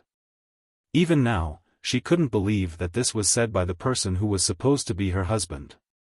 However, she had to admit that if even the kingdom couldn't be trusted, then only magic could save her. At this time, Duque suddenly grabbed Jaina's wrist, and a strange magic wrapped around both of them. Teleportation. When Jaina recovered from the dizziness of the long-distance teleportation, she was shocked to find herself in a world of ice and snow. You're tuning in to the Xiaofan's Wuxia Tales YouTube channel. Don't forget to subscribe and join us on this journey to catch the most captivating stories.